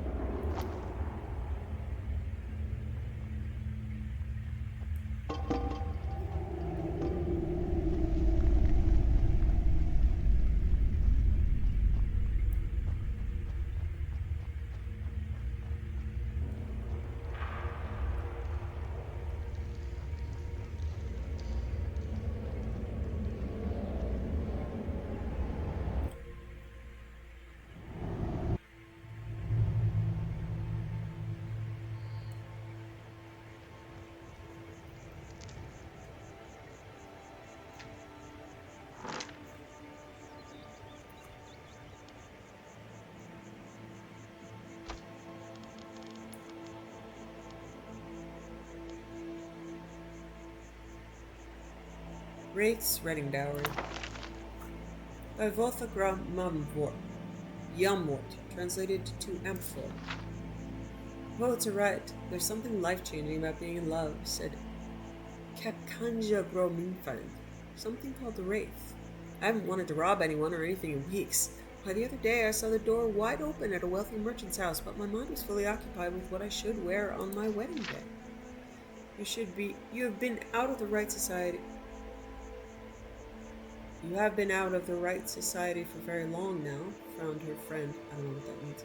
Frowned her friend Cargill approvingly. You never told me what happened to your first husband, you know? The one the shaman gave you? Torn apart by ash ghouls, smiled at Kipkanja dreamily. It was rather saddish, but I know nothing like that would happen to Woodward. No life of adventure for him. He's practically an imperial. In fact, he is one. Did I tell you how we met? Hundreds of times, grumbled Kargat, reaching for a flagon. He was your jailer, and he refused you food until you promised to marry him. Have you ever heard of anything so madly romantic in all of your life? Sighed Kipkanja. And then grew serious. I was going to say that I hope my old friends will wish me well, but as old Basriel used to say, there's no point in hoping for what cannot be. We leave with the Imperial Knights for Balmora immediately after the wedding, but as long as we're in Dagon Fell, the gang will find some way of disrupting my love life and bringing me back to the light. I know it. As the days approached toward the Wraith's wedding day, there was certainly something sinister in the air that Kipkanja could smell when she was not transported by heady bliss. Dark figures seemed to shift in the shadows and disappear when approached. She recognized the clothing of some beggars near Woodward's cottage as costumes, but the mendicants hurried away before she could recognize which of her old gang was stalking her. But these moments of apprehension were few. Kipkajna was truly happy, making arrangements for the ceremony to be performed at the very dungeon where Woodward had imprisoned her. Her father was long since dead, another victim of the Ash Ghouls, but her fiancé's commander volunteered to act in his behalf. Of course, Kipkajna had to supply her own dowry. She spent her very last mark of her savings in ill-gotten gain to buy her beloved a truly wonderful present. The wedding was set for a stroke at midnight, as is Orc tradition. Handmaidens, wives of imperial officers, were busily sewing her into the gown of red velvet and fine gold filigree in the mid-morning. Dolcetta, one of the handmaids, remarked that she had heard that Kajna had bought Wadwog a truly beautiful gift for her daughter. "Let me show it to you." Kajna giggled, dashing from her room half-dressed toward the hidden alcove. The present had been stolen. The women were horrified, but the Wraith found herself merely irritated, not surprised. This was truly the old gang style. They knew that a wedding ceremony without a dowry was marked as unlucky. She asked her handmaidens to finish dressing her quickly while she pondered what the burglars would have done with her treasure. The whole region was honeycombed with secret lairs and abandoned sites thieves used to store their loot. There were obvious places, of course, but after much reflection, she thought of where she would have put it under similar circumstances. Once the handmaids had finished, Kepkajna bade them to make certain that the ceremony went on as scheduled, and not to fret, as she might be a little late. She wrapped herself in a shawl to protect her gown from dungeon dust, and set off to the shrine of Malachi. The Wraith had never before attempted to rob her old friends, and though she was peeved at having them try to ruin her happiness, she had no interest in hurting them physically. Her style was to avoid conflict, though she knew it would be inevitable. The lessons her mentor Cargill had given her had helped her avoid the lances and blades of guards and imperial knights over the years. Now she would see if they would allow her to survive a den of thieves and the unknown dangers of the shrine, without, most importantly, ruining her dress. The desolate place was so empty as she delved into it that she feared she might have made a miscalculation. It was not until she found the small room hidden down a long corridor that she knew she was in the right place, and it was well suited for an ambush. She grabbed the chest with her treasure within and turned to face the assault. Two of her old gang, Yoram and Yori, the Red Guard twin brothers and sister, were outside the door as she came from the room. They knew the Wraith better than to taunt her, and immediately attacked. Yoram struck out with a left thrust of his blade, while Yori sought to rush her. The Wraith neatly sidestepped Yori while dropping her weight to her rear left leg, shifting her right shoulder to the left to slip past Yoram's strike. The twins crashed into one another, and Kepkajna passed swiftly on. Almost immediately, she was set on by the Argonian Binyar, his mace whistling through the air of her head. They'd never much liked each other. The Wraith snapped into a duck, so the mace whacked with tremendous clamor against the stone wall. Binyar was thrown off balance, giving her a few seconds' lead hurrying up the passage. Ahead, she could smell the fresh night air. The last of her Dowie's defenders was Sorgoth, an orc with whom she had shared a brief romance. It was he who Kajna knew had masterminded the theft. In a way and in context, she thought the devotion to her misery was rather sweet. At the moment, though, she was most concerned with avoiding his barbed axe that seemed ideal for breaking her dress's fine stitchwork and the flesh beneath. Bending her knees slightly, bobbing to avoid strikes to the head, weaving her head to confuse Sorgoth of her next move, shuffling her feet rhythmically, the Wraith made an impossible target. She ducked inside his thrusts, sidestepped his swings, and then sidestepped his thrusts, and ducked his swings. As erratic as she tried to make her defensive moves, Sorgoth still kept pace with her, refusing to budge from his position at the dungeon outlet. Midnight was coming, and the Wraith finally decided that she must end the confrontation. When Sorgoth swung out next, she sidestepped to her left, swayed down, and ducked her head so the axe whistled over her right shoulder. In that instant, his right side was exposed, and she reluctantly smashed the chest hard into his torso. There was not enough time for Kepkajna to see if she'd killed him or merely knocked him unconscious. In truth, she thought of nothing else but rushing to her wedding ceremony. At precisely midnight, Wadwarg and Kepkajna were united together. He was delighted with her dowry gift, a fine suit of armor that would make him the envy of other imperial jailers. Even more, he was enchanted by his wife's tale of retrieving it from the shrine of Malachi. "Did it occur to you to put on the armor when you knew that it was an ambush?" he asks. "I didn't want to dent your present," she replied between kisses, "and I certainly didn't want to wrinkle my gown." The Black Arrow, Volume 2. By Gorik B. On the last dinner in my employ at the palace, the Duchess, quite surprisingly, had invited the mayor of Moliva and Master Hiomasta himself among her other guests. The servants' gossip was manic. The mayor had been there before, albeit very irregularly, but Hiomasta's presence was unthinkable. What could she mean by such a conciliatory gesture? The dinner itself progressed along with perfect, if slightly cool, civility among all the parties. Hiomasta and the Duchess were both very quiet. The mayor tried to engage the group in a discussion of the Emperor Pelagius IV's new son and heir, Uriel, but it failed to spark much interest. Later, Vilea, elderly but much more vivacious than her sister, the Duchess, led most of the talk about crime and scandal in Eldonwood. I have been encouraging her to move out of the country, away from all that unpleasantness, for years now, the Duchess said, meeting the eyes of the mayor. We've been discussing, more recently, the possibility of her building a palace in Moliva Hill, but there's so little space here, as you know. Fortunately, we've come to a discovery. There's a wide field just a few days west, on the edge of the river, ideally suited. It sounds perfect. The mayor smiled and turned to Lady Vilea. When will your ladyship begin building? The very day you move your village to the site, replied the Duchess of Orda. The mayor turned to her to see if she was joking.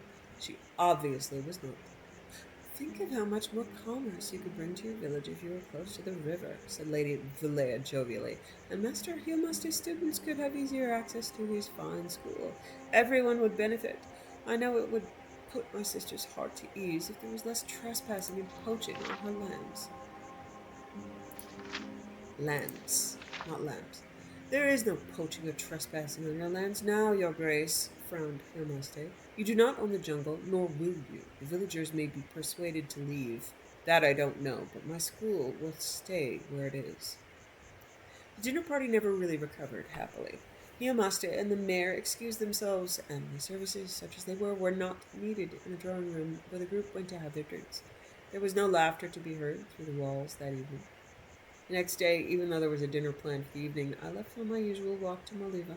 Before I'd even reached the drawbridge, the guard held me back. Where are you going, Gorge? Not to the village, are you? Why not? I pointed to the plume of smoke in the distance. Fire broke out very early this morning, and it's still going. Apparently it started at Master Humaster's school. It looks like the work of some traveling brigands. Blessed Stendar! I cried. Are the students alive? No one knows, but it'd be a miracle if any survived. It was late, and most everyone was sleeping. I know they've already found the master's body, or what was left of it, and they also found that girl, your friend, Polissa. Spent the day in a state of shock. It seemed inconceivable what my instinct told me, that the two noble old ladies, Lady Vilea and the Duchess of Orda, had arranged for a village and school that irritated them to be reduced to ashes. At dinner, they mentioned the fire in Moliva only very briefly, as if it were not news at all, but I did see the Duchess smile for the first time ever. It was a smile I will never forget until the day I die. The next morning, I had resolved to go to the village and see if I could be of any assistance to the survivors. I was passing through the servants' hall to the grand foyer when I heard the sound of a group of people ahead. The guards and most of the servants were there, pointing at the portrait of the Duchess that hung in the center of the hall. There was a single black bolt of ebony piercing the painting, right at the Duchess's heart. I recognized it at once. It was one of Misun Aking's arrows I had seen in his quiver, forged, he said, in the bowels of Dagoth itself. My first reaction was relief. The Dunmer who had been so kind enough as to give me a ride to the palace had survived the fire. The second reaction was echoed by all the present in the hall. How had the vandal gotten past the guards, the gate, the moat, and the massive iron door? The Duchess arrived shortly after I was clearly furious, though she knew it was too well bred to show it but by raising web-thin eyebrows. She wasted no time in assigning all her servants to new duties to keep the palace grounds guarded at all times. We were given regular shifts and precise, narrow patrols. The next morning, despite all precautions, there was another black arrow piercing the Duchess's portrait. So it continued for a week's time. The Duchess saw to it that at least one person was always present in the foyer, but somehow the arrow always found its way to her painting whenever the guards' eyes were momentarily averted. A complex series of signals were devised so each patrol could report back any sounds or disturbances they encountered during their vigil. At first, the Duchess arranged them so her castellan would receive record of any disturbances during the day, and the chief of the guard during the night, but when she found that she could not sleep, she made certain that the information came to her directly. The atmosphere in the palace had shifted from gloomy to nightmarish. snake would slither across the moat, and suddenly her grace would be tearing through the east wing to investigate. A strong gust of wind ruffling the leaves on one of the few trees in the lawn was a similar emergency. An unfortunate lone traveler on the road in front of the palace, a completely innocent man as it turned out, brought such a violent reaction that he must have thought he had stumbled onto a war. In a way, he had. And every morning there was a new arrow in the front hall, mocking her. I was given the terrible assignment of guarding her portrait for a few hours in the early morning. Not wanting to be the one to discover the arrow, I seated myself in the chair opposite, never letting my eyes move away for even a second. I don't know if you've had the experience of watching one object relentlessly, but it has a strange effect. All other senses vanish. That was why I was particularly startled when the Duchess rushed into the room, blurring the gulf for me between her portrait and herself. "There's something moving behind the tree across the road from the gate," she roared, pushing me aside and fumbling for her key in the gold lock. She was shaking with madness and excitement, and the key did not seem to want to go in. I reached out to help her, but the Duchess was already kneeling, her eye to the keyhole to be certain that the key went through. It was precisely in that second that the arrow arrived, but this one never made it as far as the portrait. I actually met Newsom Aiken years later, when I was in Morrowind to entertain some nobles. He was impressed that I had risen from being a humble domestic servant to being a bard of some renown. He himself had returned to the Ashlands, and like his old master Hugh Mustang, was retired to the simple life of teaching and hunting. I had told him that I had heard that Lady Valea had decided not to leave the city, and that the village of Modiva had been rebuilt. He was happy to hear that, but I could not find a way to ask him what I really wanted to know. I felt like a fool, just wondering if what I thought were true. He had been behind Pulis's tree, across the road from the gate every morning that summer, firing an arrow through the gate, across the lawn, across the moat through a keyhole, and into a portrait of the Duchess of Voda, until he struck the Duchess herself. It was clearly an impossibility. I chose not to ask. As we left one another that day, and he was waving goodbye, he said, "I'm pleased to see you're doing so well, my friend. I'm happy you moved that ship."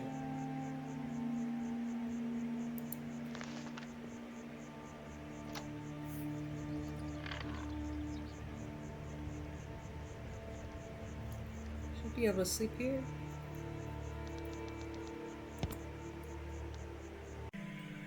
Thanks for watching. Wishing you found family, creative hobbies, a hot bath after a long day, and food you love as much as Celea loves apple pies.